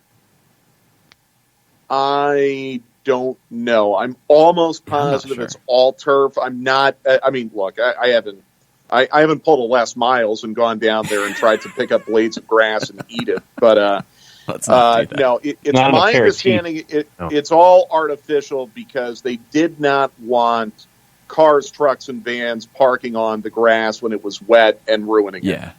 So there might be, like, I know there's a little playground area off to the side. There may be some natural grass in there. There might be some natural grass, like as landscaping elements. But it's my understanding, and again, I could be wrong, but this is everything we were told during construction and everything I've noticed is that where the cars are parked, that is artificial. It is not natural. How excited are you about the Super Draft tomorrow? Super Drafts tomorrow? That's a joke. That's a joke. That's a joke, everyone. That is a joke. Well, it was so weird this year because you didn't have a combine, and it's been very strange the run up to this Super Draft, because I feel like with the combine last year, you had a little bit more buzz, especially on a guy like Anderson Naseidu, who was the player of the combine, and then Atlanta United went out and drafted him. So you felt like you knew something about who Atlanta United was getting in the Super Draft. I don't think the league has done a very good job creating buzz about this, but I also understand where the league is right now as far as trying to scale back a little bit on what they do in the offseason to control costs, and I totally respect that. I think the Super Draft is just a conference call, right? Like I know there's going to be an online presentation with a bunch of people in different cities, but the actual draft itself, I think, is a conference call, isn't it? Yeah, I think it's being done remotely. It might be Google Hangout or something, but yeah. Yeah, which is, I mean, that's fine as long as the commentators aren't dressed up as Scooby-Doo and Shaggy and all that. It'll be fine. I'll be totally honest with you. I think when Atlanta United is picking so late in the first round, as they did last year, the draft just has a different feel to it, because you know that you aren't going to, in all likelihood, you're not going to be finding a player in this draft who's going to come right in on Monday and be in the first 11. You're looking at it more from the long-term play. And in fact, Atlanta United's first-round draft pick from last year is not even on Atlanta United anymore.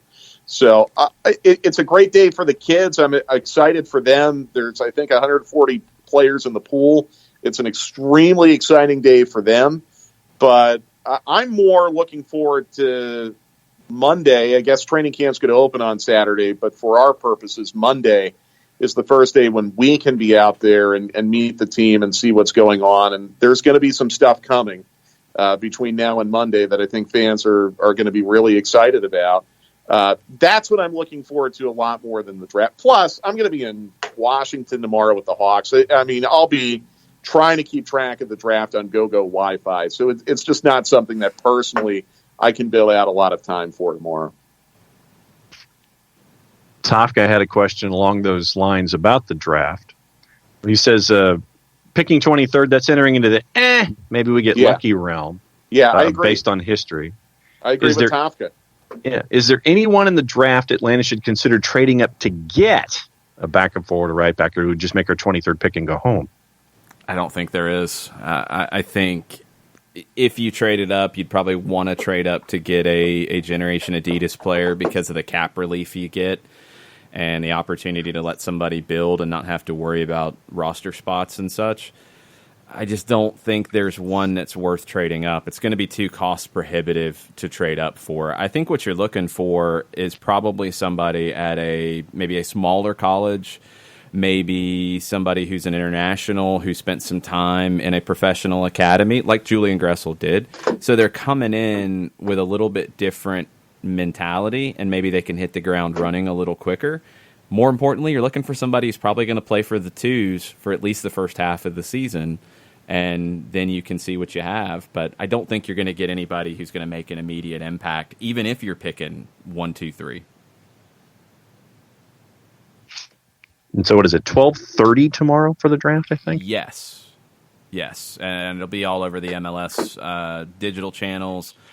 I want to say maybe ESPN Plus has some of that, but don't quote me on it. You can find all of it through MLS Digital and keep up with it there. And it's always interesting. It is good for these kids. And I think for teams that have the second team in-house, they can really benefit from it because you can get a basically first right of refusal on a player to get an extended trial. and see if they fit your team and your style of play and your system, if they can make that jump. And maybe that's the way to give them a little more time to make that jump comfortably. It's not easy. So, Mike, how was New Year's, by the way? Oh, it was very nice. Thanks, John. Yeah, I was home, which was nice. I feel like I've barely been in Atlanta since the soccer season ended, just doing all this travel with the Hawks. But it was nice to be home on New Year's Eve. I think we did some fondue, and then we watched a lot of college football the day after. So it was really nice. Thank you for asking. It feels like it was an eternity ago, and I look at the calendar. It was only a week ago. Jeez. 2020 is moving quite slowly. I'm all out of whack on days and what date it is and all of it. So, well, when the holidays both fall on Wednesdays, it messes up everything. You know what the thing is, though? Like, during the holidays, if you lose track of what day of the week it is, you know you're having a good holiday. It's true. I was just sick for the most part, so. Ugh. Yeah, he still needs to remove his face this time of year. It's worse this year. This is the absolute worst crazy weather situation I can remember. Not that it's bad weather. It's just all over the place. It's going to be 80 degrees here on Saturday, isn't it? That's not good. We're going to have springtime allergies on MLK Day, which is not good for any of our health. So I feel better, Jason. I'm with you on that. It's better. Either I've just gotten used to it or the weather has somewhat stabilized. If it'll just pick something, I'll be okay. Yeah. But we will see. We've got stoppage time later this afternoon. That's right. That's another thing I feel like we haven't done in forever. Stoppage time, 2 p.m. on the 92.9 The Game Facebook page. And, boy, we have a lot to talk about. Yeah, a few things. And make sure you go subscribe to the Atlanta United newsletter at 929thegame.com as well. How about this? Knox told me this morning that our subscribers doubled overnight. So you guys are absolutely amazing. That's awesome. And I really feel this is something you're going to want to get in your inbox. There's a lot of good nuggets, a lot of good information, a lot of good links. And if there are things that you miss that we talk about on the radio station, this is a really good way to kind of encapsulate it in a 3-minute read. So go and subscribe. I've tweeted the link on my timeline. Jason, I know you have as well. And it would be well worth your time. It's only a 3-minute read, but it's got a lot of good information. Ready to get this season started. I'll see you this afternoon, Mike. Okay, Jason. See you, John. Be good. All right, we're going to take a quick break, come back and reset on a Wall Pass Wednesday right after this. A ranger station. I'd like to report a bear hug. Okay. I put out my campfire and Smokey Bear hugged me. So you drowned the fire, you stirred it, drowned it again, and felt that it was cold? Uh-huh. Yep, he's just letting you know you did good. Bear hug from Smokey Bear. Status update. I'm gonna let you go now. There are many ways to start a fire, but one sure way to put it out. Learn how you can do your part at SmokeyBear.com. Sponsored by the U.S. Forest Service, Ad Council, and your state forester. As a business owner, you know that every year brings new challenges and opportunities. The success of your business demands expertise and focus. And Country Financial can help you keep that focus by helping ensure you have the right insurance protection in place to meet your goals. Jason Wright can help you create a customized insurance plan that has coverages designed just for your business. Give Jason a call at 678-568-6871 or reach him on Facebook at Jason Wright Agency. Coverages vary by state. Policies issued by Country Mutual Insurance Company, Bloomington, Illinois. This is what matters. This is beyond X's and O's. This is the difference mutual respect makes. This is what character looks like. This is what defines us in Georgia. This is sportsmanship. School sports. It's not the outcome that matters most, but the way the games are played. This message presented by the Georgia High School Association and the Georgia Athletic Directors Association.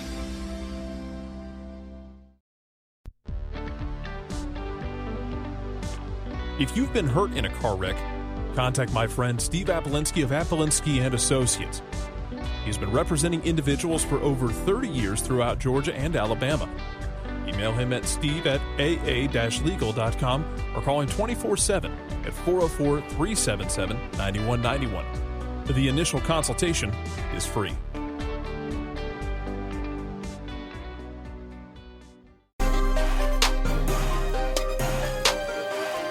Welcome back. Soccer Down here. Final segment. It's going to be a long one. Well past Wednesday, January 8th. I thought Gwen was going to tell me about some more news because there's a bunch of news popping off right about now.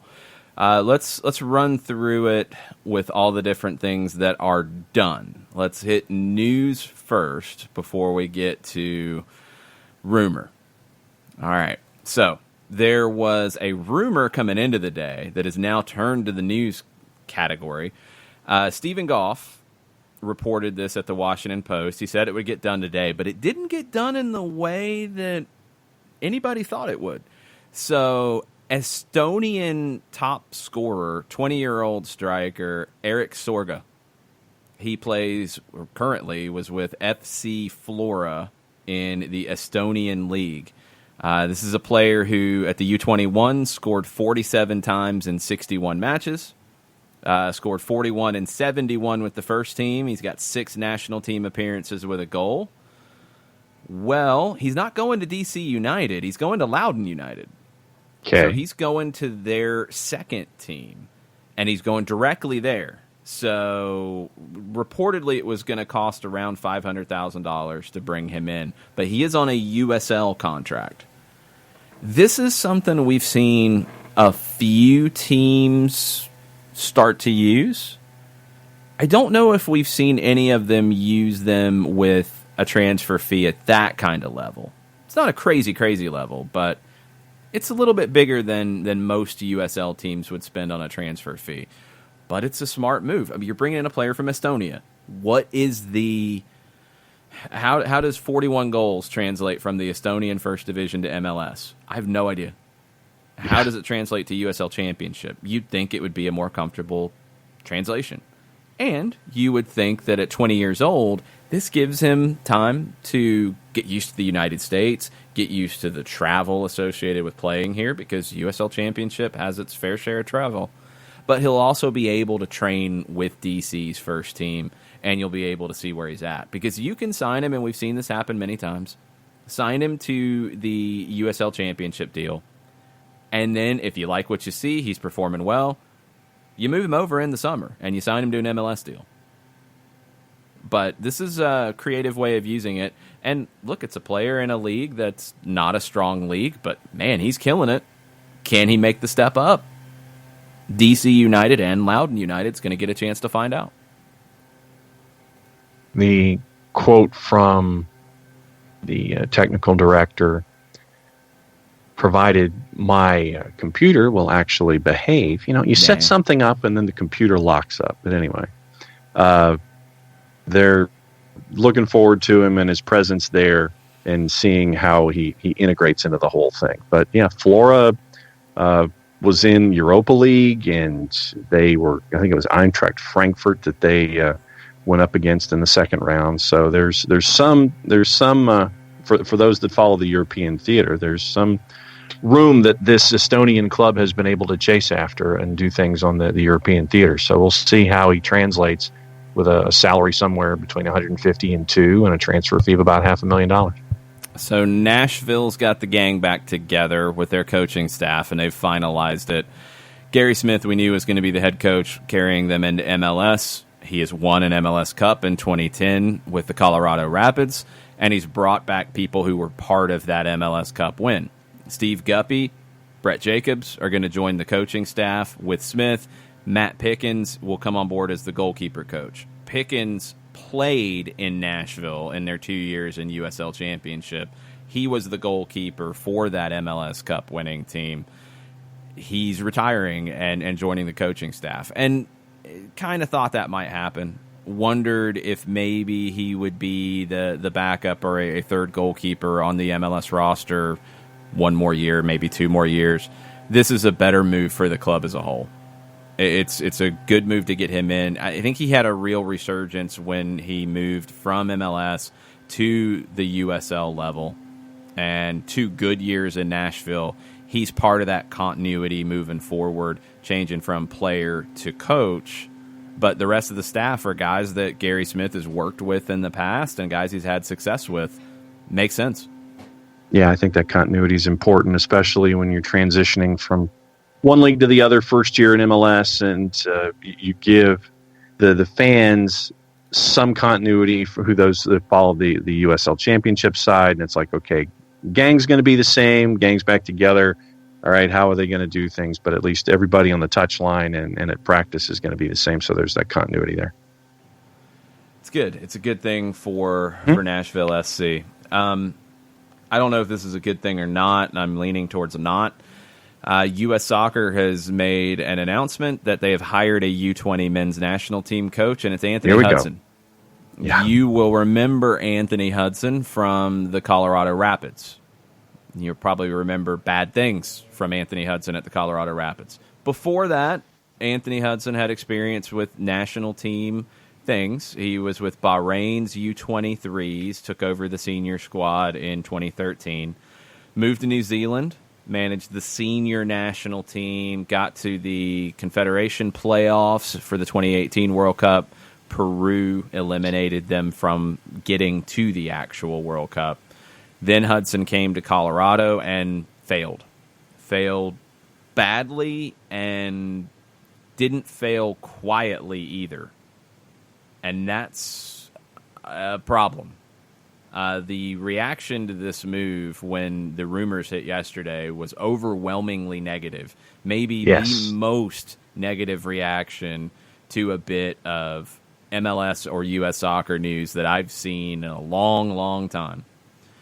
I'm just going to share this one with you.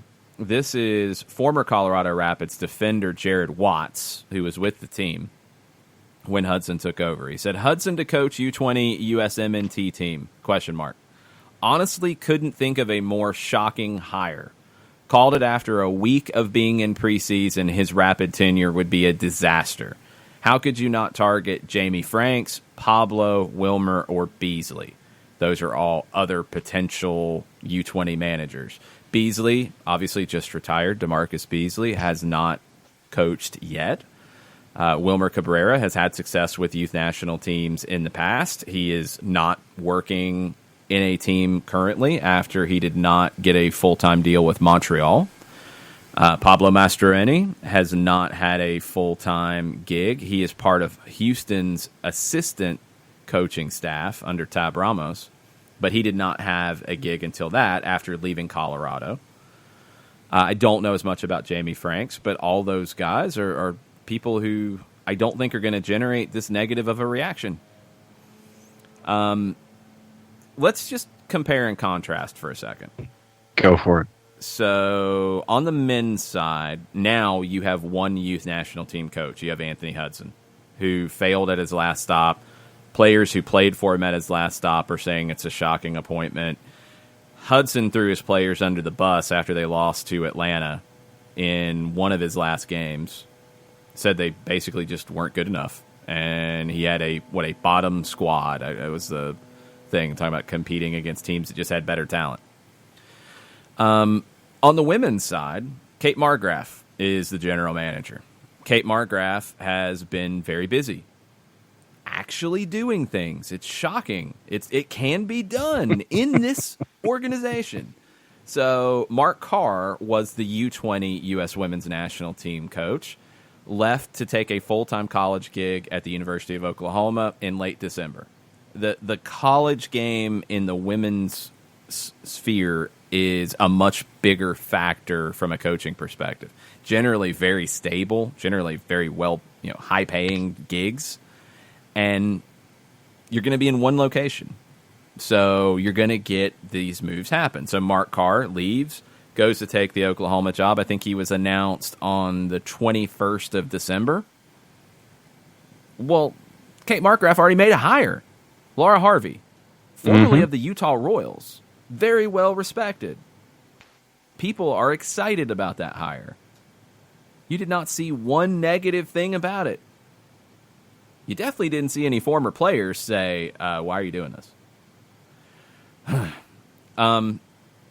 There's a great piece with Meg Linehan over at The Athletic, Q&A with Mark Graff, and she talks about the process of hiring Laura Harvey, who was one of the final candidates to get the senior national team gig. She didn't get it, but the relationship was strong enough, you could go back to her on this U20 opportunity, and she wanted to take it. That says a lot about Mark Graf, and it says a lot about how she is managing the women's national team program. Now, there's other youth national team coaching spots on the women's side that need to be hired, but Mark Graf laid it out to Linehan at The Athletic. U20s, U17s, you're going into a World Cup year. You had to get those first. You have the U17 coach. You have the U20 coach now. You have to fill in the 18s and the 19s, those in-between teams. But you can do that with part-time. You can do that on part-time basis. You can do that with, on the women's side especially, with college coaches out of their college season. And you build up a bit of a reserve squad in terms of your coaching staff. On the men, Tab Ramos left well before Mark Carr left on the U20 side. The women made the hire faster, even with less time. On the men's side, the hire has been panned by everybody, and you still have other spots open because your last guy, Rafael Vicky, on the 17s, he's left. He's gone. He's in Chicago now. Luckily, he didn't have to move. He's still in Chicago. I guess Anthony Hudson was willing to move to Chicago and take this gig. But I'm a little blown away that they couldn't find somebody with a better reputation. Mm-hmm. I haven't been involved in an Anthony Hudson session, so I'm not going to criticize how he works on a daily basis. I don't know how he runs a training session. I know what I saw with the Colorado Rapids, and I know I saw a team that looked very disorganized when we saw them at the end of 2018 in September out there and early in 2019 at Mercedes-Benz Stadium, both Rapids teams coached by Hudson. I also know that team got better when he was gone, and they did make some additions. You have to keep that in mind, especially later after he was gone. But I think they improved quickly when Connor Casey took over with the same group. That's concerning. The biggest concerning element is when you're at a point where the PR is so bad when it comes to U.S. soccer, to the point that I put up a poll to talk about and have U.S. coaching moves on the poll, and Fourcard Ahmed comes back and says, nothing with U.S. soccer, nothing. It's so toxic that even putting it out there as a possible discussion topic gets people upset. And you go and hire somebody that brings you no positive PR. Zero. You would not have gotten this reaction with Pablo Mastroeni, which wouldn't have got a great PR reaction, but it wouldn't have got this. You wouldn't have gotten this with Wilmer Cabrera. And you definitely wouldn't have gotten this if you'd given it to DeMarcus Beasley. Now, you might not have been able to. He might not have wanted it. I don't know what happened. But you don't make hires based off PR. But when your public perception is so bad, it has to factor into it, doesn't it? Cuppers came in and has a question about said hire. Okay. Can you name a positive for this? He's coached a youth national team before. So he understands the process of a youth national team. That's about it. I'm just blown away by the reaction from people who have played under him. The Jared Watts tweet, it should be enough. Like, did they not talk to players? Did they not talk to players who have been part of national team programs that the Federation should have a relationship with that played under him?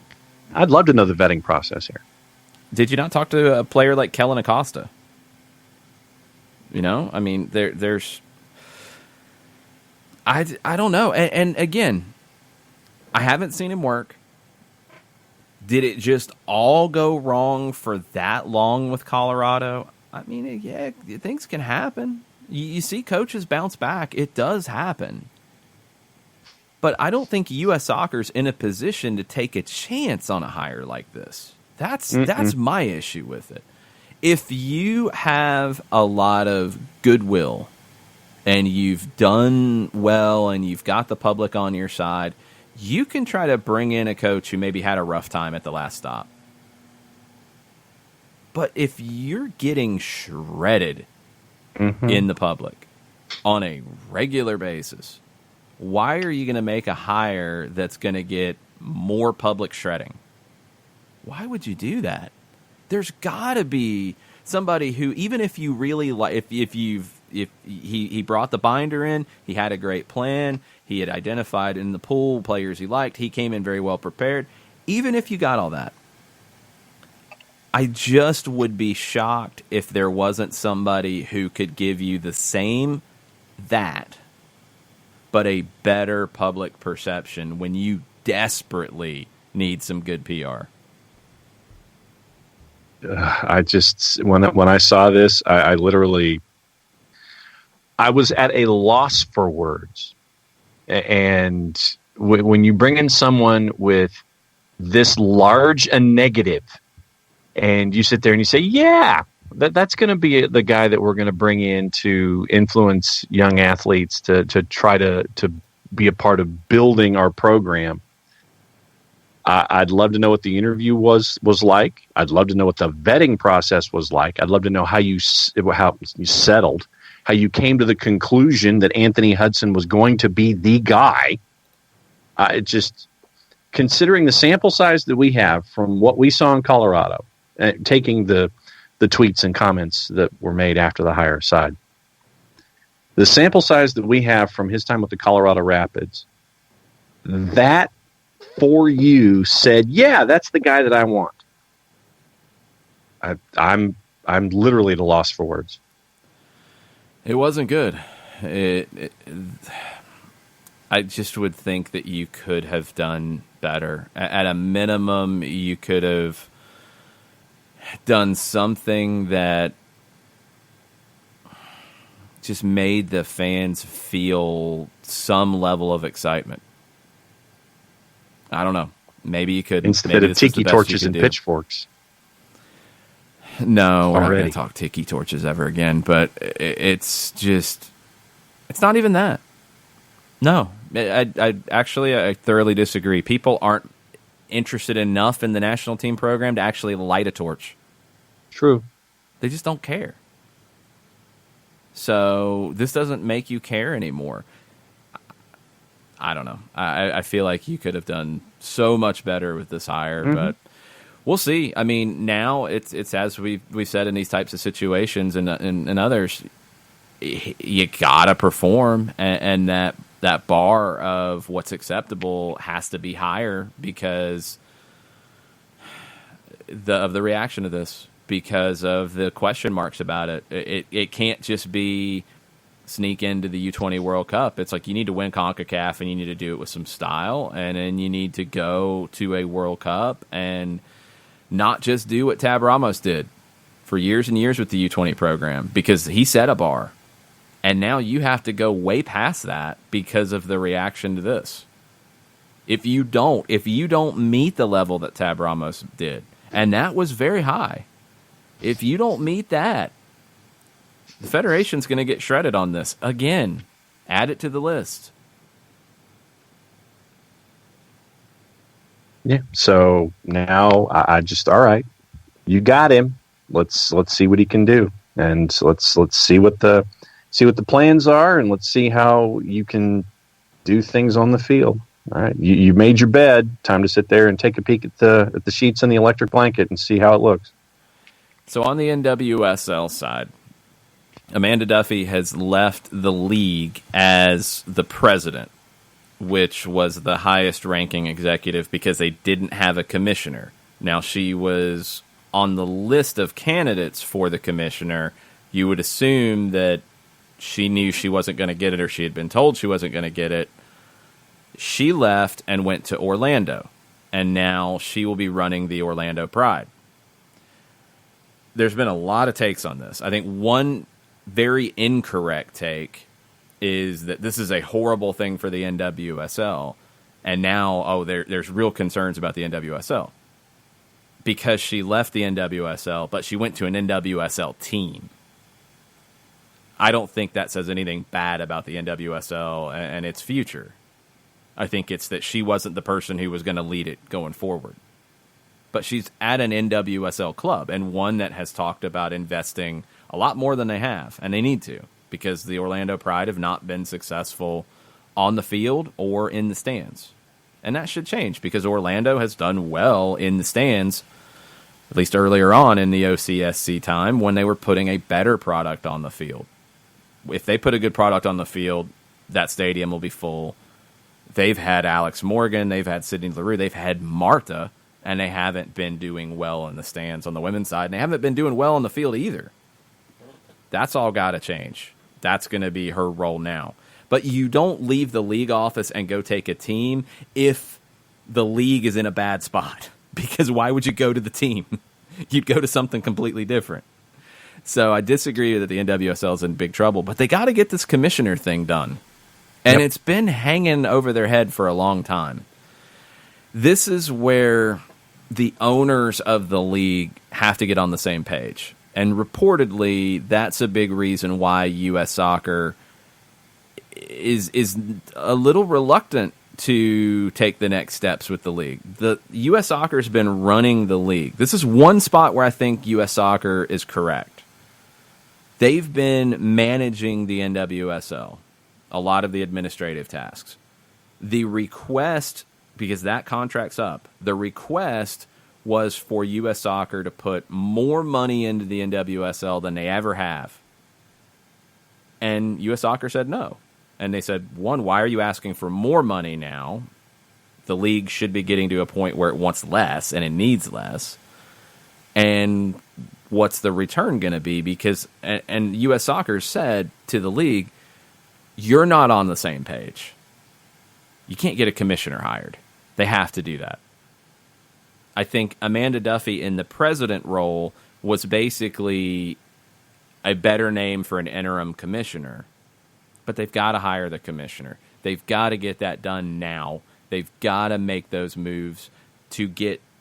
It feels like it keeps getting kicked down the line, but they need to get things solidified to bring Sacramento in next year, which at one point was going to happen for this year. And all the other interest that's been talked about, you got to bring it to fruition. Atlanta's part of that. Miami could be. Nashville could be. Cincinnati could be. Charlotte probably could be. Louisville's coming in. But you've got to get on the same page. I don't think Amanda Duffy leaving the league office says that anything's changed in the NWSL and they're in a bad spot. I think it's just that she wasn't going to be the person to lead it. So she went and did what she needed to do, and she's in a great spot. And hopefully she can help Orlando Pride become a bigger club in this league. Doesn't change what the league has to do. They have to hire the commissioner. They have to get on the same page. And if this means, Merritt Paulson talked about spending more time on NWSL stuff in 2019 than Timber stuff.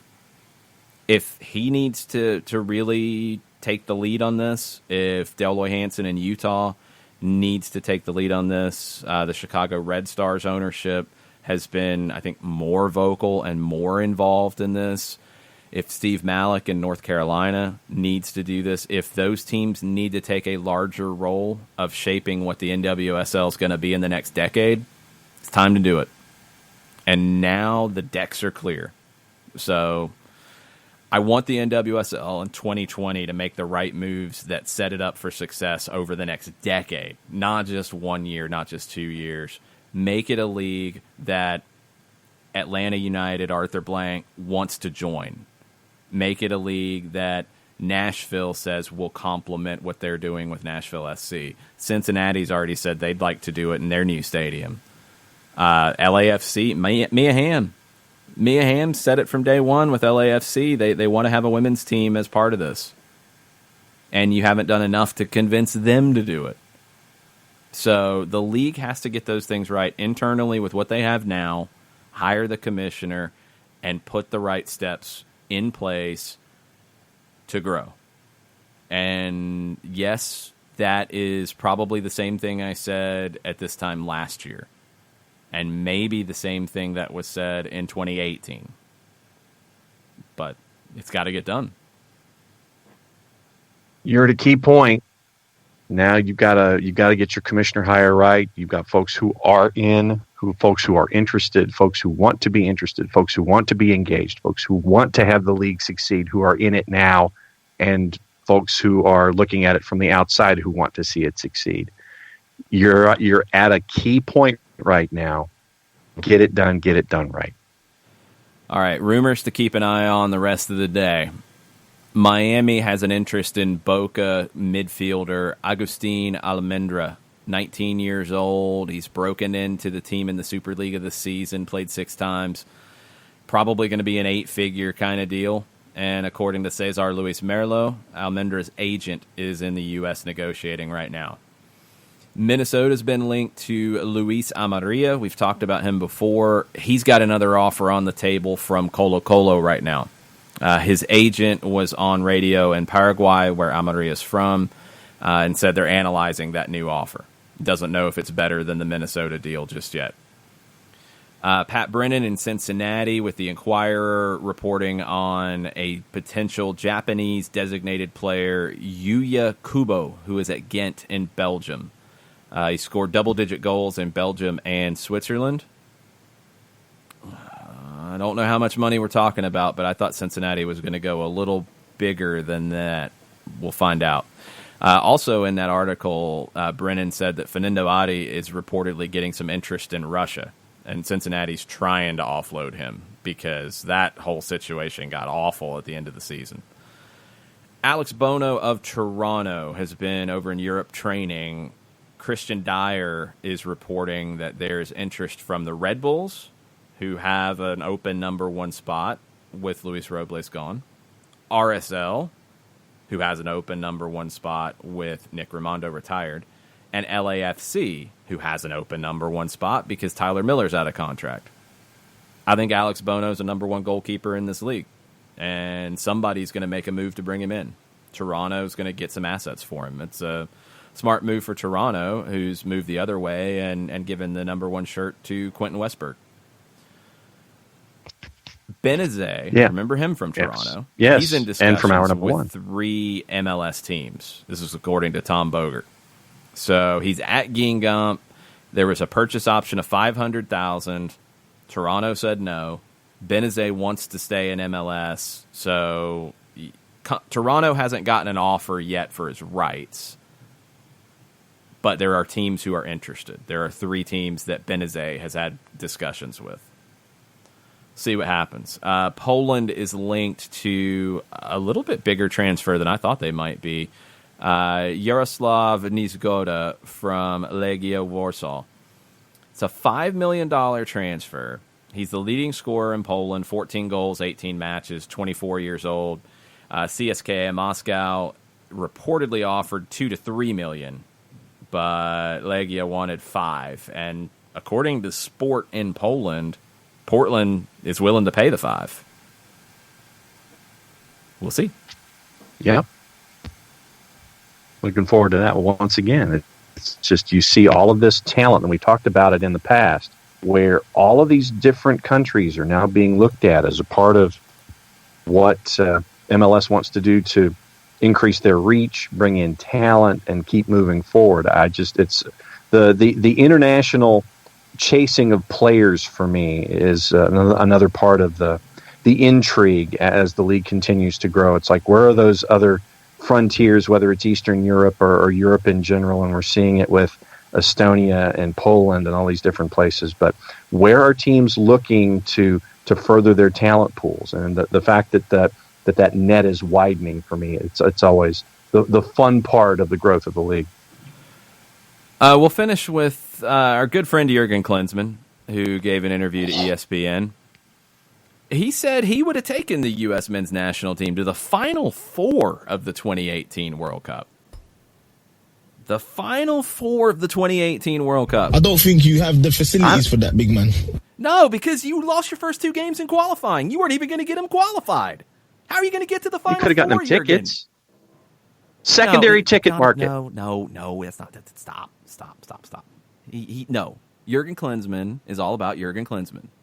True. And Jurgen Klinsmann lost that team after 30 minutes against Mexico in Columbus, where Michael Bradley and other players go over to the sideline and say, yeah, dude, these tactics, nah, they're not going to work. This isn't going to happen. Bruh. We need something different because you've got us playing something we've never played, and we had no training on it, and now we're playing Mexico. Yeah, that's fam. Probably a bad idea.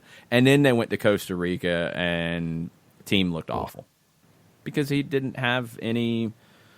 Nobody had any belief in him anymore. And I don't know how much belief they had in him after all the different things after 2014. I've said it and said it and said it and said it.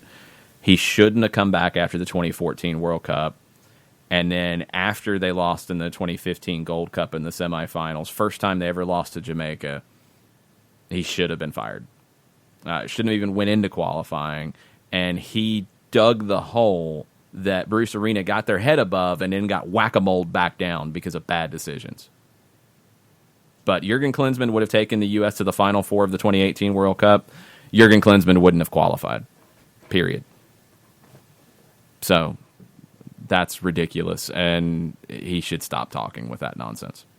Sure thing, Slick. Whatever you say. He lost the first two games. He lost the first two games, and in CONCACAF hexagonal qualifying, only one team has lost the first two games and even gotten to the World Cup. So, no, you dug a deep hole. Yeah, you had two tough games, and your team wasn't prepared and looked bad, and that's on you. So you would have taken them to the Final Four of the World Cup? No. It's easy to say that 3 years after you were let go because you failed badly. And everything he did after 2014, there's not a lot to hang your hat on. So it's not just even those two games. That was ridiculous. That was throwing things silly when I saw that one come across. Was it Anthony Hudson throwing things silly? They're completely and utterly different. Klinsmann saying ridiculous things is far more common. Anthony Hudson being hired after being a catastrophic failure for the Colorado Rapids and the team getting just magically better when he was gone, and players saying the things that they did about him, and him throwing players under the bus. Yeah. All of that combined, and then getting a U20 job with the national team program. That's unprecedented ridiculousness. Klinsmann saying ridiculous things, that's any day that ends in a Y. Just thought I would ask. It's both ridiculous, and I wanted to check your levels of ridiculousness. I just agree with Bruce Arena on this. Does anyone know what's going on here? I don't know, Bruce. Aye. Yep, pretty much. All right. Oh, go ahead. Yeah. I was just going to say, Ricky Ricardo looked at the mock for the Super Draft, wanted to know if there was any kind of analysis other than what was posted on the proposed pick at 23, a center back from the University of Seattle, Nkosi Burgess. No, I've got nothing. And most people who are going to give you that aren't going to have much either. There are a few people who cover the college game in strong detail that their opinions are to be trusted. Top Drawer Soccer does a great job with this. Travis Clark knows the top end of the youth game and college game really, really well. Soccer America does a really good job with it. Without a combine and seeing these guys against one another, it's a lot of guessing right now, and that's why there's not a lot of buzz about the Super Draft. I don't think you're going to get somebody at 23 who's going to come in and be in game day 18s probably in the 2020 season, but definitely not in the first 6 months. I just think the college game, the gap has gotten so much bigger that it's almost impossible for that player to make a jump. I think you're looking for somebody who is potentially a diamond in the rough, and you're picking them pretty much for Atlanta United too. I think that's the direction you want to go. So whether you're looking for a project, think of a guy like Brandon Bye, who was a forward at, I think, Western Michigan, and good goal scorer, but probably not technical enough at the next level. But he's been converted to a right back, and he's been a really good right back. I think he's a good right back in this league. I think you'd look for a project like that. If you see a player that one of your scouts or one of your trusted people out there in the field sees this guy and says, they're a good player, they're not playing in the position that I see them at, we're going to have to take some time to work on that, but we've got the twos to do it. I think that's the type of person you're looking for here. You're not going to get a contributor straight away, not that low in the first round. You're right, it was Western Michigan. He's a kid out of Kalamazoo. Yeah, I remember crazy things. And he stood out to me in the Combine because MLS would broadcast the Combine matches, and he was starting that move. I think at first they thought he'd be a winger, but he stood out to me. I mean, you see his combination of size and speed, and yeah, you can do something with that. And if you can convert him to an outside back and he can be effective, he was good for the Revolution, even under Brad Friedel, but definitely under Bruce Arena, who got the best out of him. I think he'll continue to grow. You're looking for a guy like that. You're looking for somebody that's going to be a project and hopefully can contribute in a year, not straight away. Anything else on the sheet before we go? It was maybe the best day for music birthdays since I've taken a look at this ahead of shows. So Sean Paul, famous Jamaican reggae dance hall star. Do you know a Sean Paul song? No. Yeah, that's what I thought. Like Glue would be the one I would go with. Andrew Wood of Mother Love Bone. Probably by song, but not by name.